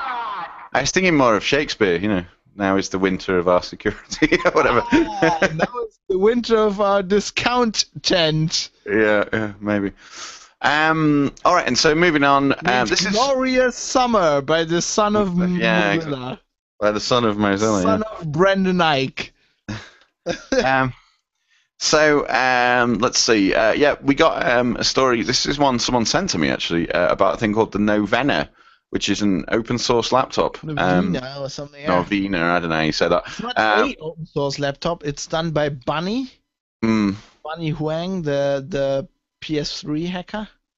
Yeah, and also Sean Cross. Apparently, it says Bunny Hang and Sean Cross. It says there you go. So we'll show. We'll put the links in the show notes if you want to check it out. Basically, it's quite an interesting looking little box, but it's 100%. As far as I can tell, it's 100% open source. Yeah. It says even Stallman. I think like open. It's open hardware, yeah. So I think even Stallman would be into this. It says if you fancy owning and building your very own open source laptop, you'll be pleased to know that the Novena open source laptop has been successfully funded and it's raised $200,000. So they're going to go into production. It says with specifications for the open source Novena laptop, including a 1.2 gigahertz Freescale IMX6 quad-core ARM. Bloody hell, this is hard to say. A quad-core ARM Cortex A9 processor. Okay, so it's an ARM A9 processor, basically. And it's quad-core. 4 gig of RAM, 240 gig solid-state drive, and a 40-watt-hour battery, Wi-Fi, obviously, HDMI, and Debian Linux loaded on as the operating system. That's interesting. So, it's not. I don't think Stallman's cool enough for this, though. Well, they wouldn't... This is made for people who use the internet. Well, the other thing is he's not going to use Debian, is he? Because he doesn't approve Debian. No! Don't use the internet. They spy on you. He was proven right on that. He was proven right on that point. Why has RMS got a British accent? I don't know. Hello, my name is Richard Stallman. Because he's undercover. We'll put a link in the show notes. If you want to check it out, it looks quite cool. They've just got the funding. The size of a tangerine. I'm imagining it's going to be a long time before you actually get, before they actually get this built or whatever. But it looks cool. No, it's Bunny. Bunny can get this done. What? Okay, fair enough. Bunny. I think he knows people. I mean, this is more chance of this materializing in the next 6 months than any Ubuntu phones. He gets things done. Bunny is, he's cool. Fair enough. So moving on, we got Linux Mint news. They've announced that in future they're only going to base on LTS versions of Ubuntu. So not the every 6 months, whatever. They're not going to do a new base. I think that's kind of sensible in a lot of ways. I don't know. Maybe it's just me. Did they say that? I think they will do normal releases every 6 months, but based. That's what I'm saying. That they're only going to base it every. Hang on. For some reason, this link I think goes to the wrong blog post. The one that you sent. No, it's just way down the bottom after all the donors. I'm just scrolling. Oh, is it? Okay, yeah. News and summary. There you go. The decision was made to based is, in other words, the development team will be There you focused go. on the very same package base used by Linux Mint 17 for the next 2 years. Mhm. It will also be trivial to upgrade from version 17 to 1 to blah blah blah. Blah blah blah. This makes Linux Mint yeah, that's basically it. Hmm. So they said important applications will be backported, and we expect this change to boost the pace of our development and reduce the amount of regressions in each new Linux Mint release. So basically, they're going to do the same development they always did, just they're going to the base distro is going to be the same for longer, and they're going to do their development on top of that. And we'll have to do I think that's base. quite smart. I mean, one of the biggest Sounds advantages reasonable. of that will be the upgrading, as they've said in the release there. The upgrading stuff should be a lot easier, and if you're using the same repository for your packages and stuff, for or same package base, sorry, I should say, you know, for 2 years, whatever, then hopefully it should mean there'll be a lot more well tested kind of packages, very mature, ready to go. So, moving on then, we got news from China. Windows 8's been banned over there.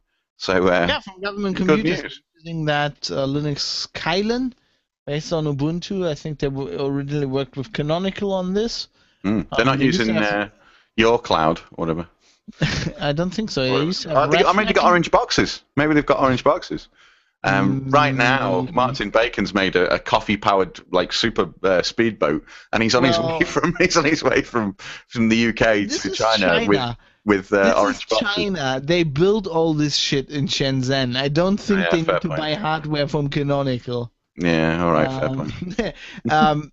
Yeah, well, they used to have Coffee-powered hardware though, like a coffee-powered server. If it is to be racist, if it was Well, rice-powered hardware. you know. Well, let's be honest. I mean, everybody's got a coffee-powered sysadmin, haven't they? So, want to have a coffee-powered server as well. There you go. That's the advertising done. Yeah. Well, they used to have Red Flag Linux from Red Hat, but they changed this a while ago for Kylin, and now they're using that. Microsoft is still continuing to sell Windows 7 to them, apparently. This comes at an interesting time. This news comes a day after, for the first time in history, the US actually started investigations against Chinese hackers who were supposed, apparently from this government unit 3978, whatever they're called, that, they always do cyber war, as they say, as the bullshit term goes. And so they indicted some people in the US because apparently they hacked them. I mean, this is the whole. I personally think this is all bullshit. I mean, this is all Holder, the Attorney General of the United States, who is a complete jackass, douchebag, idiot. I mean, he said at in a talk like a few weeks ago, he said there's only two kinds of companies in the US: those that have been hacked and those that don't know that they've been hacked. Which is, I think, complete bullshit. They're pushing this whole thing because this is the whole, they had this rhetoric for years that the Chinese are hacking all the American firms, and they are claiming that the America is not doing this to other countries, which is what Holder says, which I personally think is complete bullshit. That's bullshit, yeah. Greenwald in his book actually talks about this and says how they have proof, like Snowden has proof, and they've leaked proof that this is complete bullshit, that the US does this as well. And I think, the US is obviously trying to defend their interests. They are getting their ass whipped. The Chinese economy is actually poised to overtake the US economy for the first time ever, I think, this year. That's a real worry, yeah. Maybe next year. So they already, like, the Americans are fucked because they already built, the Chinese already built all their stuff. I mean, they basically exported their know-how and let the Chinese build everything. I mean, Germany, the EU is going to be fucked as well. Germany's being fucked. I mean, right now Siemens builds all this huge automation systems for industry, but they are, we're putting those factories over there, and sooner or later the Chinese will know how to do that. So yeah, well, fuck. So they're kind of ramping up that rhetoric and attacking China. And so China says, well, okay, we're banning Windows. Fuck you. You can use Linux. This is what you get. Yeah, and then that's a hell of a user base as well for Linux. I mean, that's a hell of a user base. As you've already pointed out, I mean, everybody knows this anyway, but most of the electronics stuff is manufactured in China or nearby anyway already. So I wonder how this will affect, I think this Linux is compatibility. that could be the only plus. But they build their own stuff for themselves, so I don't even know. Like Chinese, they build their own stuff to their own specifications, and then they'd send us the stuff we order. So I don't know. I think we won't get anything out of this. I mean, there will be no upstream development.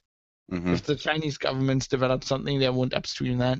I wouldn't. Yeah, fair point. Without being judgmental, lots of pundits and people who observe this stuff and have been to China always remark it's a very different culture. And the problem that Microsoft had with piracy and all the other companies have, movie companies have with piracy, is that apparently in China they have a very different, they don't have a concept of intellectual property. So they just copy stuff. They don't, they don't care. It's just like that's apparently the way it goes. Without judging it, I don't think it's necessarily bad, but there's no incentive for them. Like the GPL wouldn't work because if you you can't enforce it no. Anyway, and you're in a whole different jurisdiction where our companies can't do anything about it, Well, I mean, I think you're right. I mean, we've seen that the GPL, we've seen the massive cases that likes of Bradley and people that we know, in fact, have brought against, manufacturers of televisions and things like that. They really don't seem to care very much over there about things like licenses and all the rest of it. So it does definitely cut both ways. All right, and so where are we up to? Next one, yes. The creator of the Tux3 file system wanted to be included in the Linux kernel.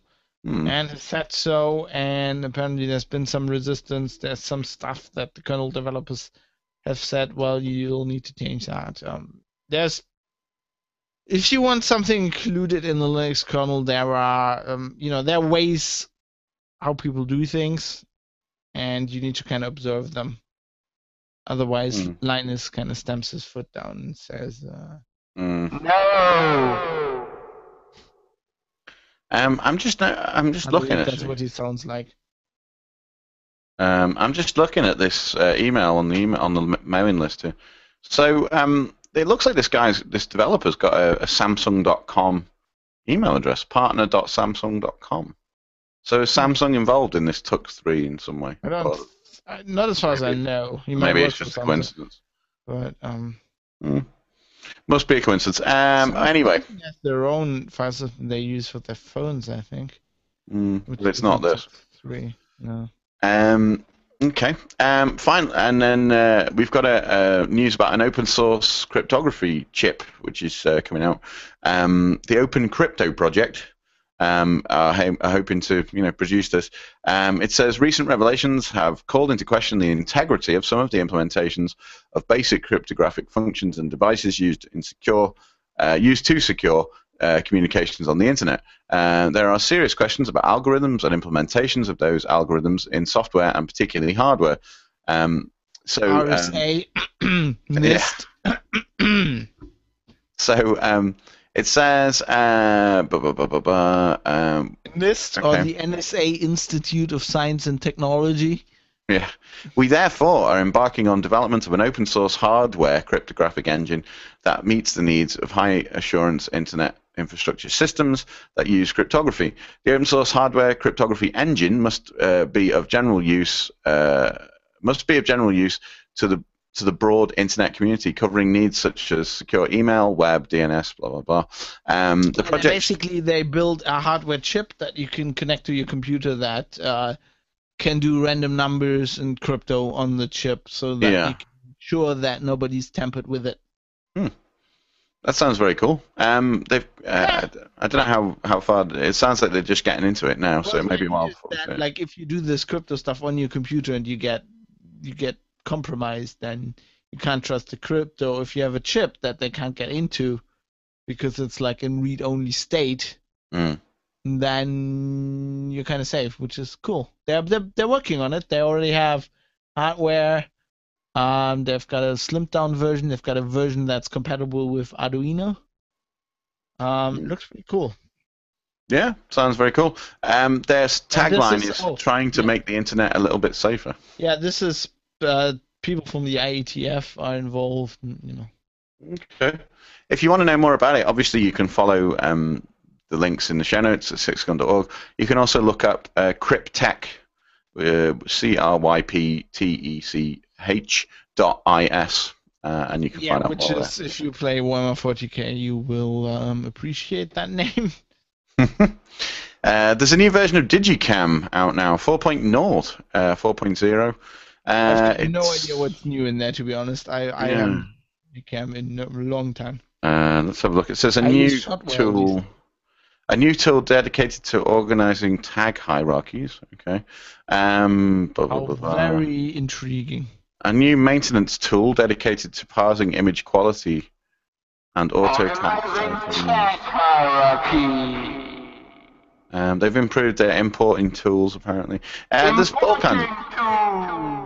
There you go. This release includes also a multi-core CPU. Also includes multi-core CPU support for several tools which require a lot of computing power. So there you go. 701 to Wolverhampton leaves at platform 8. The coffee-powered 701 to Wolverhampton. All right, and so Digicam's out now. This is the KDE photo manager, very popular. You can use it. You don't have to have KDE to use it, although you probably do need the KDE libraries. Something that will make Peter Cannon happy. Zero AD has a new version out, Alpha 16. This is the kind of open source game that it's kind of like Age of Empires. Pretty much. It's kind of cool. Okay. I haven't looked at this in a while. Look at it. It now has localization. So you can have the null AD in German, yeah? So I wonder if they have submarines. We like the submarine warfare, U-boats as we call them. Jawohl. Herr Kaloid. So is Peter a big fan of these or something? What's going on? He talks about this stuff on Google Plus, so I think he plays it. Fucking love that, mate. Fucking great game, that. Oh, fucking brilliant, yeah. Say something about the Romans in an accent. It's fucking Romans, mate. Oh, fucking hell. Anyway, hilarious. Anyway, so enjoy that one, Pete. You slag. Anyway, so Facebook has open sourced Jest, yeah, which is JavaScript unit tests. People who listen to the show will not be surprised that I'm not much of a programmer. I've never wrapped my head around unit tests. I don't. Well, the concept's fairly simple. No, I understand the concept, but I've never actually implemented them in anything. Never actually used them. Well, it makes sense to test, small modules of your code. Come on, so has OpenSSL, so Yeah. Well, maybe they need it. Painless JavaScript unit testing. I find it hard to believe anything's painless when it comes to JavaScript. Hey, so if it really is painless JavaScript unit testing, that's pretty good. This is something for me. It says mock by default. Yeah. You can't code. What is this? Automatically mock, it says.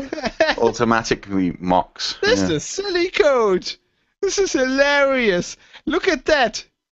Look at that if-then loop over there. It's not what I'd call. Penis. It's not what I'd call code anyway.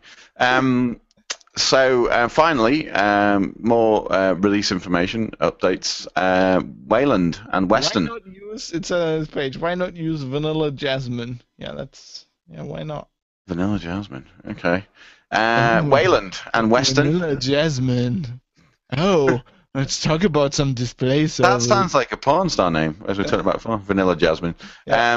Definitely sounds like a porn star name. If I was a porn star, my porn star name would be X Server. X server, really? Fair enough. Anyway, so Wayland and Western have got new versions out. So Wayland is the next kind of the next big thing, it seems, in Linux graphical stack and so on. In retrospect, this release was pretty quiet. Yeah, and Western's the compositing thing, isn't it? We ended up not merging a whole lot of features. Yeah, 1.5.0. Thanks for intriguing us. Thanks for pulling us into your press release there.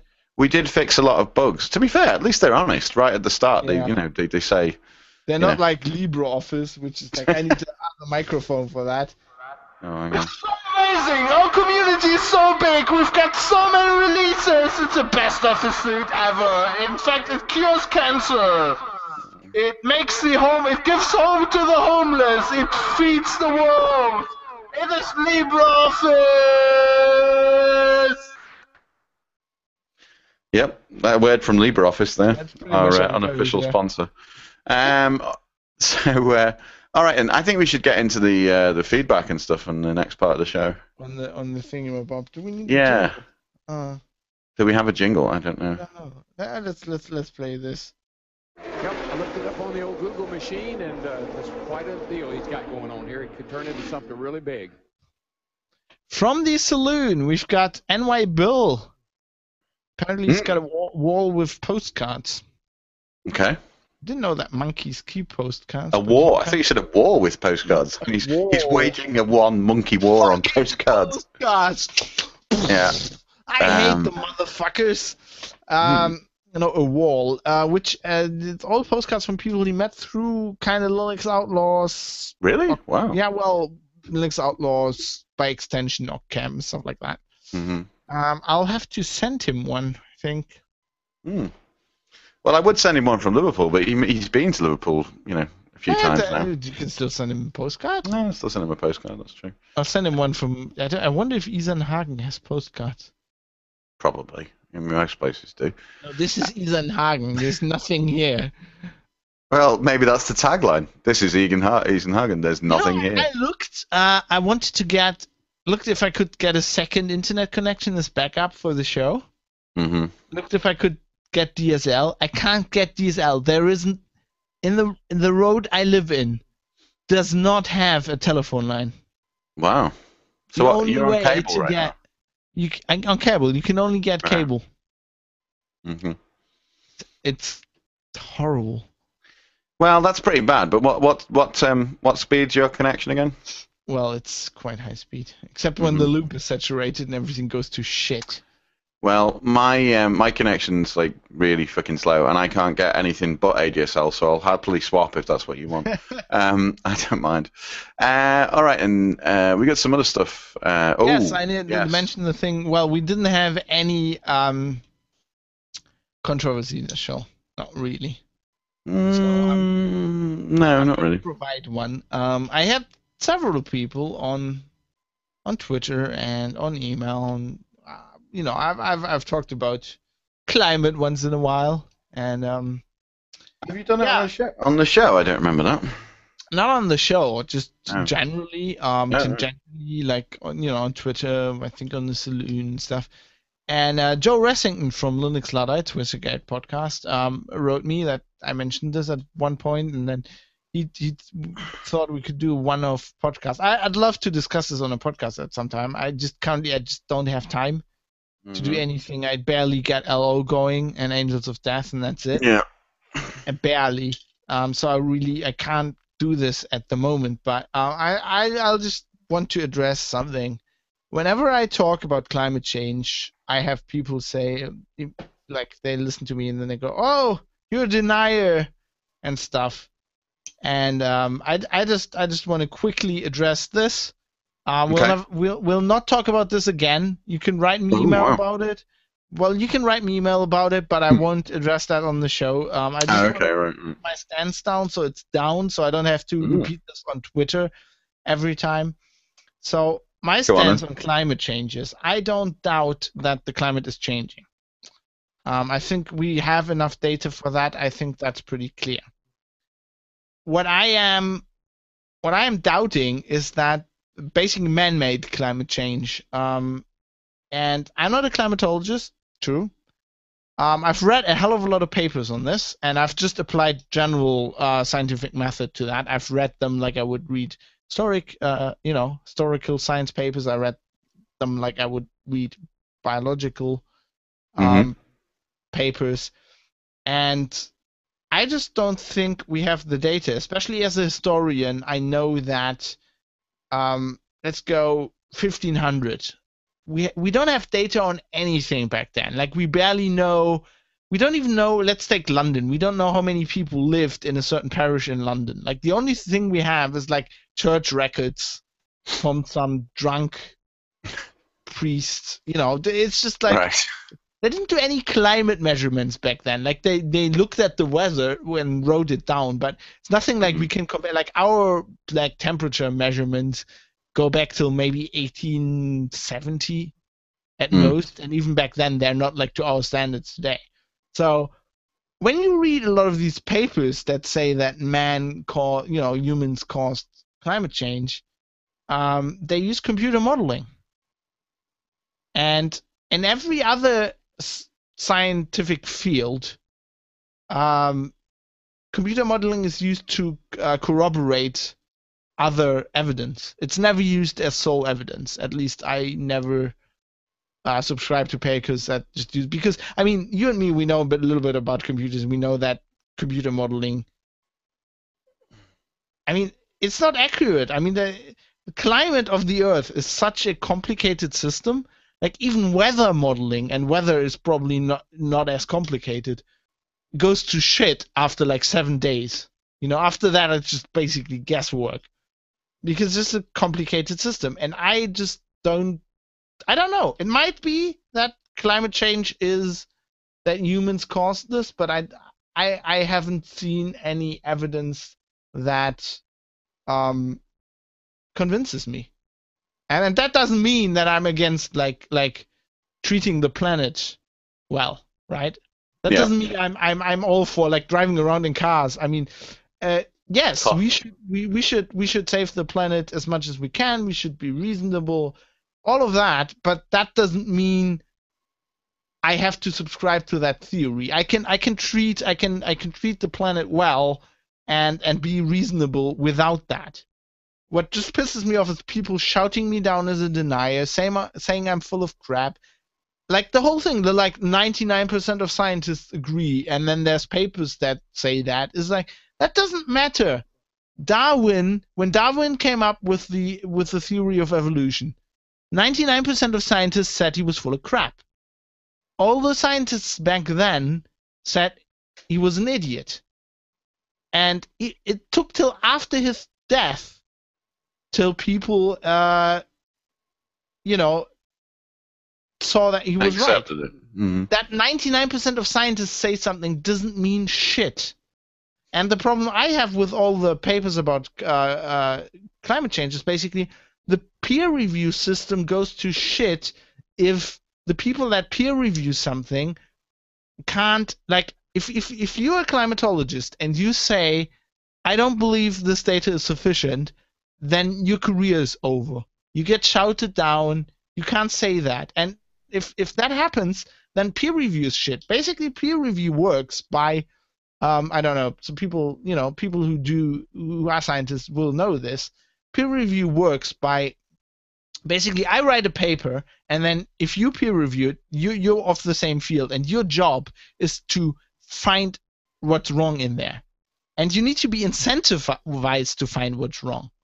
Usually this is by, if you disprove me. I work for University of Bonn, you work for, LJMU, whatever, University of Liverpool, and then if you prove that I'm wrong, and you can actually, you can prove that you have a good argument, then I have embarrassed myself, and you will gain fame, right?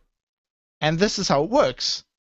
But you have to be incentivized to prove other people wrong, and I don't see that in the current climate. I just think, people are just, I see now saying you're wrong, blah, blah, blah, whatever. I don't give a damn. I might be wrong. That's not the point.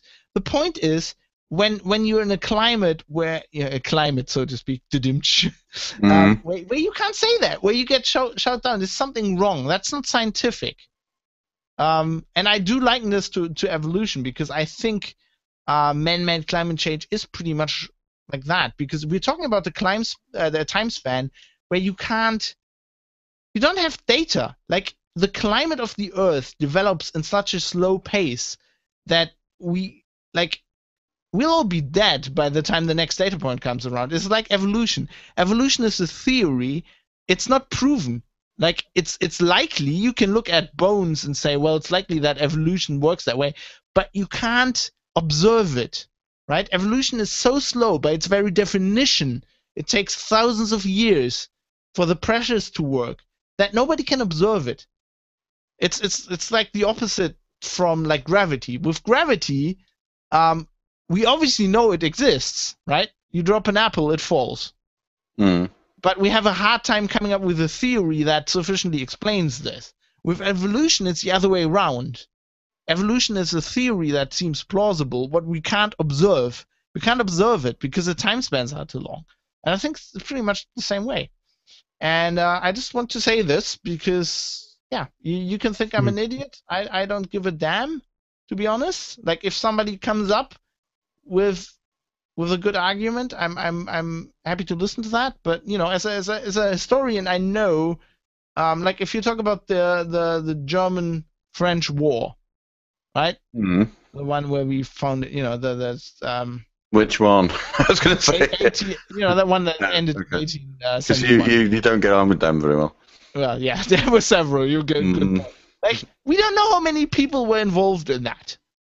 Like, we have estimates, but if somebody comes along, I can prove to you how many German soldiers were at that point at the siege of Paris. I'd say that's bullshit. Like, there's no data. And you can have a computer model that kind of explains that, but, I don't have to. The point about this in science is I don't have to believe you, and I should be free to not believe you, and that's the only thing I want to say. Anyway, what's your stance on all this, Dan? You don't give a damn. No, well, yeah, I don't know. It's a tough one. I mean, I think, like you, I would say that the main.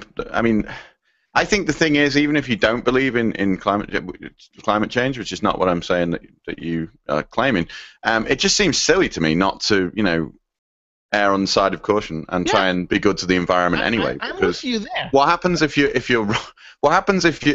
it's all wrong and there is no climate changes? So what? We go, oh well, the planet got a bit nicer. Well. Whereas if it is true, then maybe it's a good idea to try and mitigate. There are some dangers. So if you're convinced that we need to have biodiesel because of climate change, right? Coffee cars. Well, I think coffee cars. But there are problems with this. If you plant rapeseed everywhere, which is what they're doing, you're destroying the ecosystem, right? So you always have to weigh everything against each other. But I'm totally with you. We should. I was the one arguing for renewable energies when the whole Fukushima thing. I was going to say, I remember that, the nuclear power. One thing that really pisses me off, if you actually do believe in climate change, if you think carbon emissions are the worst thing that's happening to the planet right now, you need to be for nuclear energy. And the thing that pisses me off is that all these climate change people are against nuclear energy, which is bullshit. Because if you think that carbon emissions are the worst thing that ever happens, you need to build nuclear power plants everywhere. Because the downside with that is, okay, once in a while one of them explodes, and you have a lot of waste that you have to put in a hole in the ground somewhere, which will be there for the next 100,000 years. But that's what will save us from climate change. I mean, we've actually had disagreement on this in the past. I think around the Fukushima thing. I said at the time that I think nuclear power is the only thing that will generate enough power. I really think it is. If you're not gonna. I'm actually coming around to your viewpoint. Actually, I used to be very staunchly against nuclear energy, and I'm not so much anymore.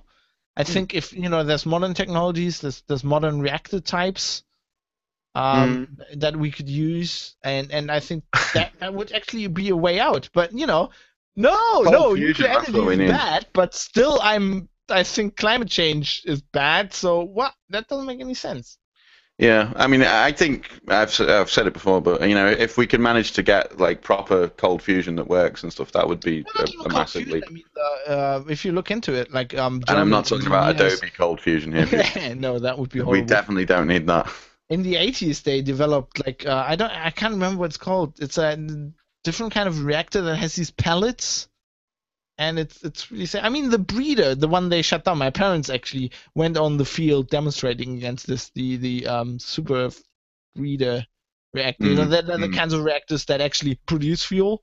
Yeah. So you have to put very few fuel in. I mean, that's the kind of stuff that would probably save us from that. I'm just saying, I hate these people who are going, science, whatever, and this is proven, this is fact, this is. 99% of scientists agree, and they have no idea how science works. I don't know if they've never been to university. If they've been to university and they haven't learned this, like even this, like the White House puts out this stuff. It's ridiculous. To say 99% of scientists agree on something means shit. It doesn't matter. It doesn't mean it's right. It doesn't. That's not how science works. We'll probably only know, like, even if it is right, and even if these theories are right, we'll probably only know, like, in 50 years. And it's not like they're being wrong. I can remember when I was in school, when I was a kid, the big thing was peak oil. You might remember this as well. We'll run out of oil.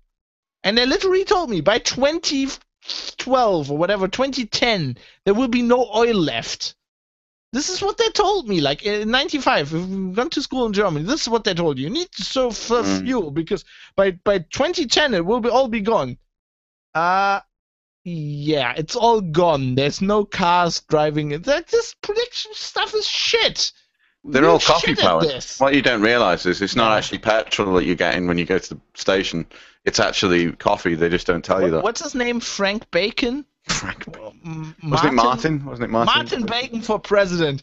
Coffee powered for a coffee powered future. For a coffee powered future, yeah. All right, and let's move on from that one then. We're not going to talk about this again. And hang on. This is something else. Sorry, is this something else from the saloon? This is a separate one. Oh yeah, this I'm going to get into in a second. Okay. If you disagree with me, fab@sixgun.org. Don't send it to Dan. He. I don't want to hear it. I don't care. And, I'm not going to discuss this on the show again. You might disagree with me. You can, and if you, one more thing, because this coming up, just very quickly. If you disagree with me and you don't want to listen to the show anymore, it's okay. You don't have to send me email. I don't give a damn. Don't listen to the show. It's your free will. Don't listen to the show. Don't tell me about it. All right. Anyway. From the saloon, we had somebody sent me a private message on Discourse. Apparently, you can do that. Let's cover that. Isn't that wild? And this is Mike.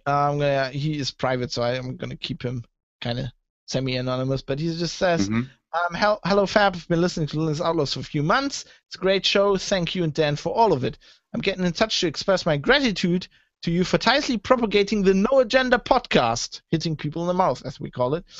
When I first heard you talking about them on LO, I downloaded one episode of their show, number 600, I think, and was horrified when they started talking about global warming.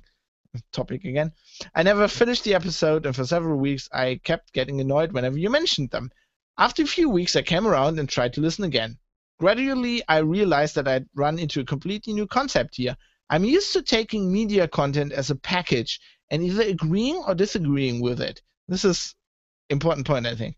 Sometimes, like for other podcasts as well, sometimes even depending on which media it came from.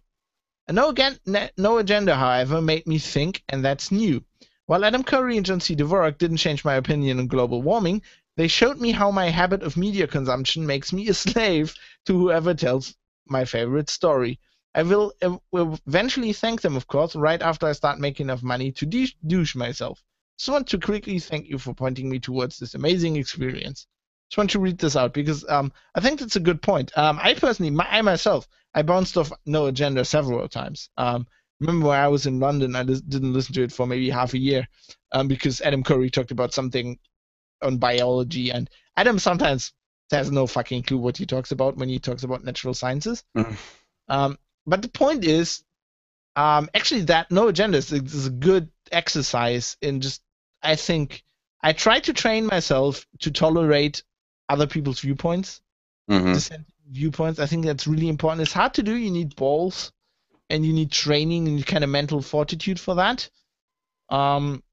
But I try to do that. I think that's very important. I think our show is the same. Like, you don't have to agree with me on everything. And I try to do that on other podcasts. I try to listen to podcasts where I don't agree with the host. I don't do this now mainly because of time reasons, but I used to listen to Windows Weekly.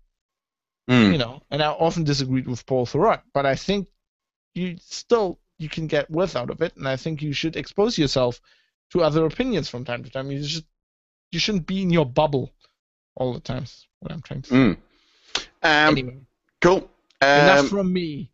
I for some reason, I don't know what's going on, but our Hackpad notes thing, I keep copying this email and pasting it in, and it keeps it's not working. It's not saving. So I'm just gonna read it. It's the NSA. It's the worst case scenario. There's something weird going on. So we had an email from Tyler Littlefield, he says, this is interesting actually. There's a few things. It's quite a long email, but I think it's worth reading. He says, hello, which is a nice start. I have a few things to say, so sorry for the long-ish email. He says, I am blind and using a screen reader. For whatever reason, the forum you're using is totally inaccessible. That's shit. It might be flashy, and you might not be worried about fixing it, but I wanted to bring it to your attention, so I didn't know that. No, I have to say I am worried about that. If you listen to the show for longer, you know that accessibility is really important for us. I will look into this and try to bring this up with Discourse upstream, because I just might not be aware of it. Maybe. He says I could post my topic, but after a certain amount of posts, every time I move up or down, it just jumps to the next page, which makes everything really hard to track. So we will definitely look into that. He says a few points since I can't make them in the forum. I'm sure this is interesting. I'm sure Fab will shoot these down, but as with most of the rants, at least in terms of cyberbullying, there's another side to the story, or another side to consider. He says, while I agree that laws against what can and can't be said are obviously a slippery slope, as was already pointed out, one of the biggest uses for the cyberbullying laws here, I don't know what he means by here, I think he might be in the US, is that if one does not wish to be bullied, hang on, sorry, I'm on the wrong thing, is to prevent certain cases. Okay, so it says there have been numerous cases where a girl was raped at a party and was not aware that she was filmed or pictures were taken and posted around on the internet. Now, as Fab mentioned, that if one does not want to be bullied, you should, this is in commas, grow a pair. It says you don't need a Facebook account to have pictures of you passed around like that. Similarly, with other rape cases, many athletes have been accused of rape, blah, blah, blah. And then, basically he says people support the athlete and so on. It says, again, you don't really need to have a Facebook account for someone to call you a whore in support of their favorite football player. That's just one of the aspects to consider. He says it's much deeper than someone getting mad because they were called a name online. No, I completely agree with that. I mean, I've been bullied. I seriously, I'm not saying this. I've been badly bullied when I was younger, and it had quite an effect on me. On me, it had the effect that I actually grew very resilient against this, so it's now very hard to insult me, for example. But you can insult me, but it won't hurt me. But I know that for a lot of people, it had the opposite effect. I didn't want to play that down. I know that it can lead to horrible mental problems. But I mean, laws won't protect you from this. That's the thing. I mean, not having a Facebook account won't protect you from this. No, nothing will. In a society where everybody has a cell phone, everybody can take a picture of you. We need to develop other ways to deal with that. I think just passing laws. If you're in school and you're being bullied, a law is not what's going to protect you. You can use the law to get certain people to stop bullying you, but then other people will bully you because you just use the law and you're a sissy. You know what I mean. I mean, that's, I think the way to deal with this, and it's hard, and I can understand that some people can't do it, but it's like you need to find your own way to deal with it. The problem is the problem with that is just we can't. It's hard to have a law against that because we do not have a good definition of what's bullying and what's free speech. Like it's such a gray area. It's not like a law against stabbing. Like it's pretty clear what a stabbing is, right? Or a law against shooting people. Like if I put a bullet in you, that's kind of like easy to define. You know, but when these hate speech laws get used to, you know, against a guy who burns a poppy because he doesn't agree with supporting the armed forces, that's not bullying. Like, there's a problem there. Maybe we just need better laws. Maybe that's it. Maybe they need to word these laws better. Possibly. He says on another topic, net neutrality. That's not surprising. While I made the mistake of posing a somewhat bad analogy last time, I don't really think that any analogies can be applied to this since it is such an edge case, he says. First, I'm using Netflix here because they do hold a majority of the percentage. I'm using Netflix here because they do hold a majority of percentage of the internet. Apart from various documentaries, they don't even have the decency to stream The Simpsons. Maybe it means I'm not using. Stream The Simpsons or South Park. The issue I tried to point out at first is this: when an ISP decides to lease out bandwidth, which is what they are doing every time they sell a service to a customer, they are guaranteeing that the customer will have that bandwidth. Maybe not an exact cap, but the customer is paying. I'm probably butchering this quite badly because I think I'm reading it wrong. But the customer is paying them to provide them with the bandwidth. And they are doing so. Now, if Netflix is taking up a lot of traffic, that is the ISP's issue to deal with. This might sound like what you're saying, actually. As long as customers aren't going over their own individual bandwidth. So I suppose what he's saying is, if you've got a bandwidth cap of, you know, I'm a customer of, I don't know, ISP X, and you know, they give me a limit of 2 gig per month or something, which some people seem to be saying, and I use more than that, then fine, that's a problem between me and the company. But as long as I'm not over my cap, it's not up to me. You know, it shouldn't matter. Yeah. But that would mean you have metered internet, and we don't have that. At least in Germany, I didn't have that in the UK. There wasn't a cap. It is starting to come in. Apparently, people are talking about more and more. This is why the whole net neutrality thing is happening. It's happening because ISPs want metered internet. I mean, people pointed this out. That there's a good case to be made. They said a lot of this problem is that ISPs are gouging their customers, that they are not updating the networks properly and then pocketing that cash. But that's the point. But as we both said, we need more competition. We don't need laws. We don't need the FCC to come in. We don't need government regulation. Why are you arguing for government regulation? That's crazy. Like, I was talking to people on Twitter, and then the Salon was saying, so what you're saying is you want a free and open internet, and to get that, you want the same government that devised, pays for, and runs the NSA to regulate the internet? Is that what you want? Do you think that will give you an open internet? Like, then people were saying, well, government regulation for works is great. You know, in Germany, you know, the trains used to be government regulated, the telephone system used to be government regulated. And yeah, it worked, but it wasn't very free.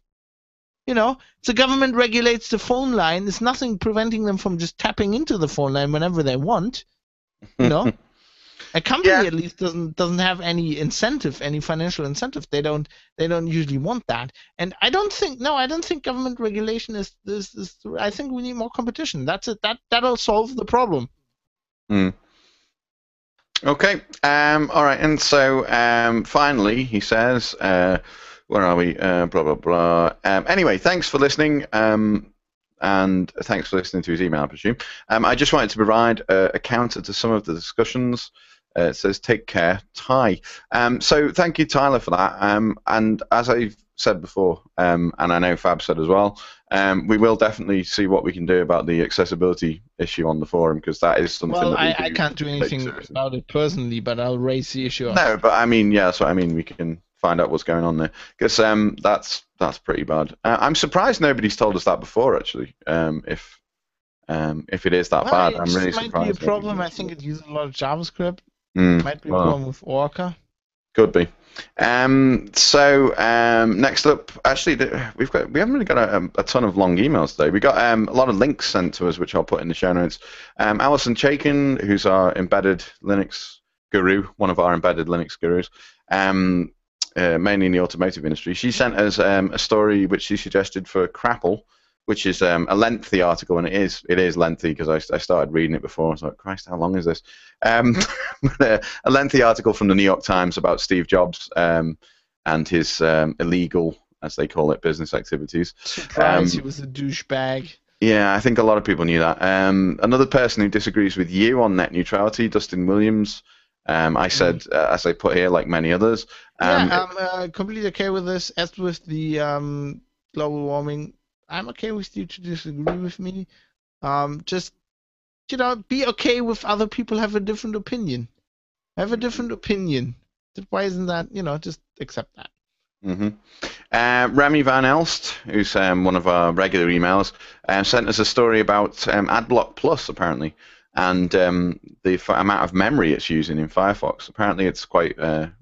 Apparently, and I was reading about this earlier. Firefox itself uses all the memory all the time. Well, so you say, but you're the one with the computer that's dying, and mine rebooted. You're the one with the computer that completely died, that dropped you off the fucking call. For no reason, yeah.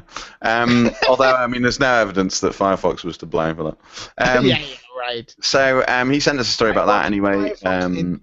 Right now, using 41% of my CPU. Apparently, AdBlock Plus is the most downloaded extension for Firefox. There's like 21 million users or something of AdBlock Plus. No bastards. So thank you to Remy for that. The link to that story will be in the show notes. Because of them. The fucking bastards. The links to all those stories that I mentioned there will be in the show notes on this show at sixgun.org. And finally, Phelim Whiteley, who's our regular Irish correspondent, has written in again, thankfully giving me the chance to do the I am Irish toasting voice. to you with a Guinness, my friend. But from a can though, they wouldn't like that over there. Well, if he gets me a barrel, right, okay. And a what do you call it, the draft thing? System. If you ship that over to Isernhagen, I'll happily drink draft Guinness. Okay. He says anyway. He's basically the gist of this email is that he's suggesting that I should use It's a Long Way to the Top If You Want to Rock and Roll by AC/DC, which is an awesome song, as a theme tune for the album thing, that the album adventure that I just went on with the band. Anyway, so it says, I'm just going to read it anyway, just because I wanted to do the voice again. It says, "This is a song you should have as an anthem for your band's upcoming album, Dan." It says, not that terrible theme that I can't get out of my head. Fab, you bastard. It says, I don't know, something you played last time apparently. No, it's not a cheesy road. Oh, that's it, yeah. He says it's not a cheesy long road, blah blah blah. By the way, is that a Star Trek tune? It is the theme to Star Trek Enterprise. There you go. It's of course. Been a long road. Yeah, all right, enough. It says from here to you need this. It's a long way to the top if you want to rock and roll, especially now that you have an SG, you jammy git. He's right there. So I've got the SG. That SG, he says, I realise I'm probably a show in the past. We'll try harder to catch up. And also well done. So, thanks. He was congratulating me on, we're going to hear more about the £20 Sounds thing in a minute, but on the album that's finally done. So, I'm not going to play the AC/DC tune right now because, go and link. We'll go to the link in the show notes. So if you don't know it either, shame on you because it's a great song.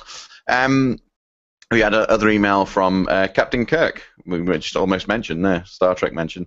Ian Kirk, who we nicknamed Captain Kirk as well. If you want to send us an email, if you want to send us an email, you can do. You need to send it to Linux Outlaws at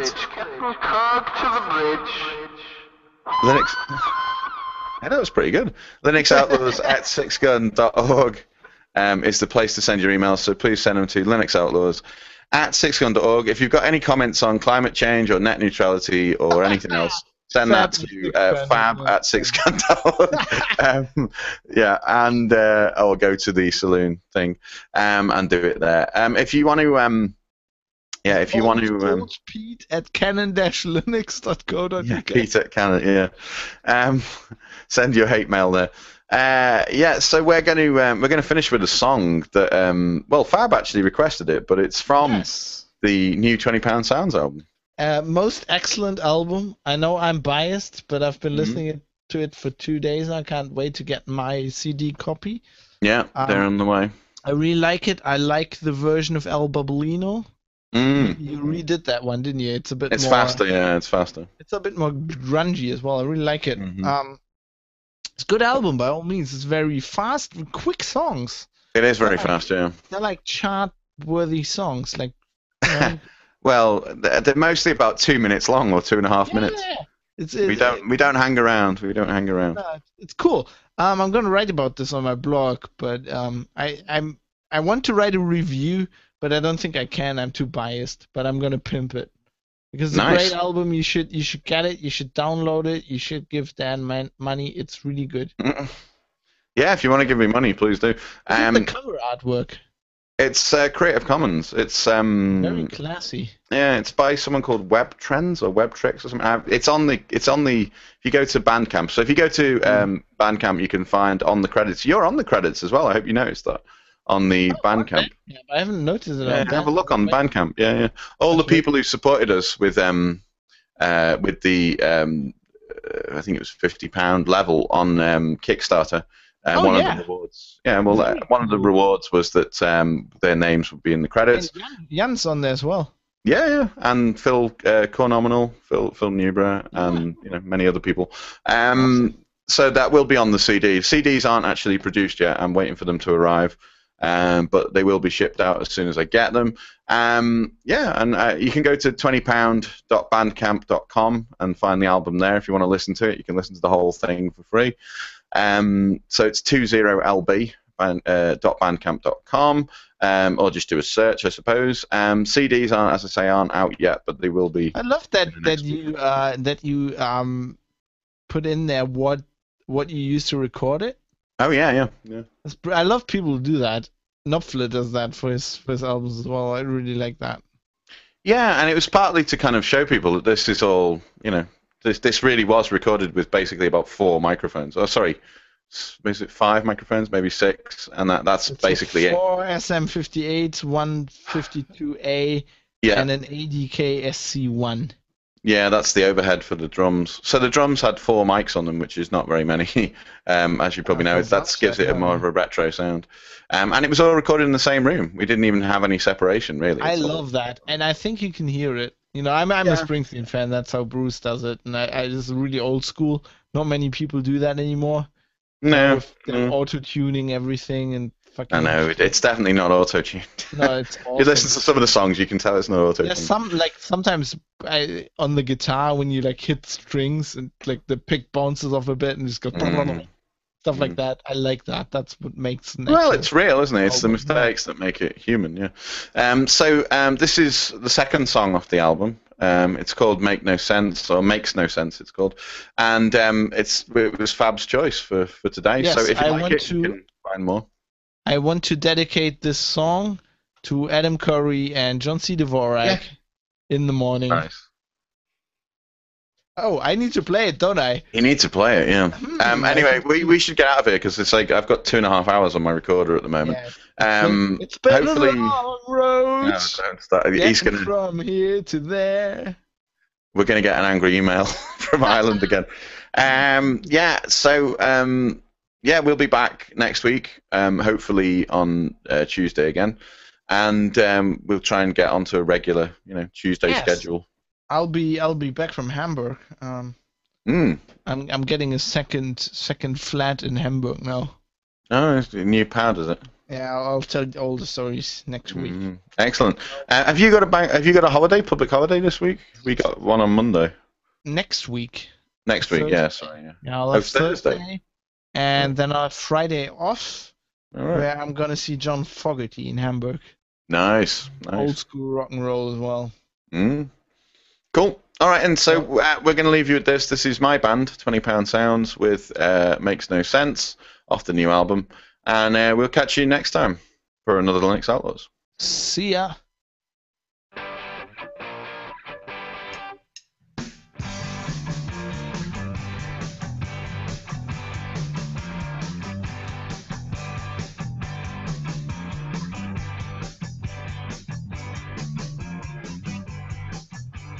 Hey, you know what I say? While we're getting done, you're like the way, and you get in the sense that it makes no sense anyway.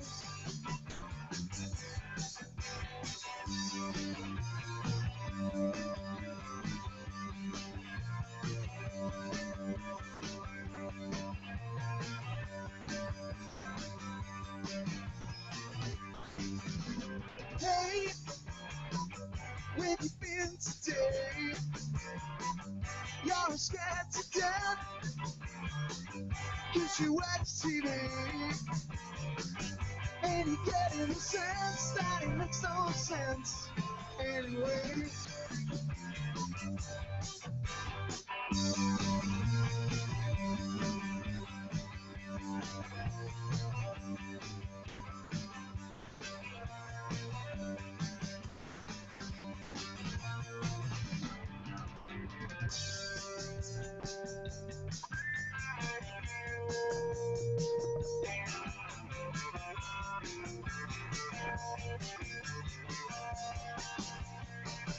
And you get in the sense that it makes no sense anyway. Yeah, you get in the sense that it makes no sense to come out and play.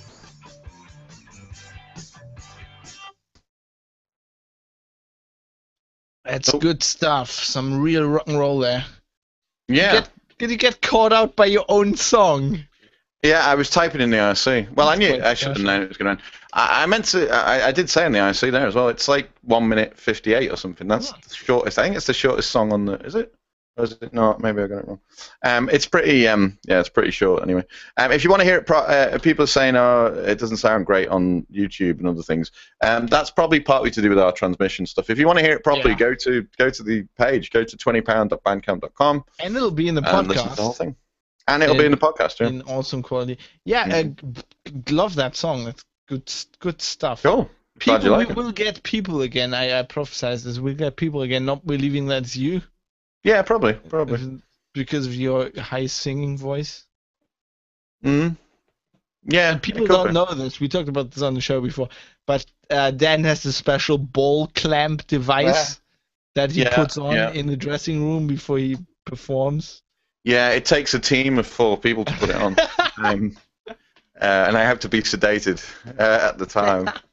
And then it works. I believe you inherited it from David Bowie. Yeah, David Bowie's ball clamp, yeah.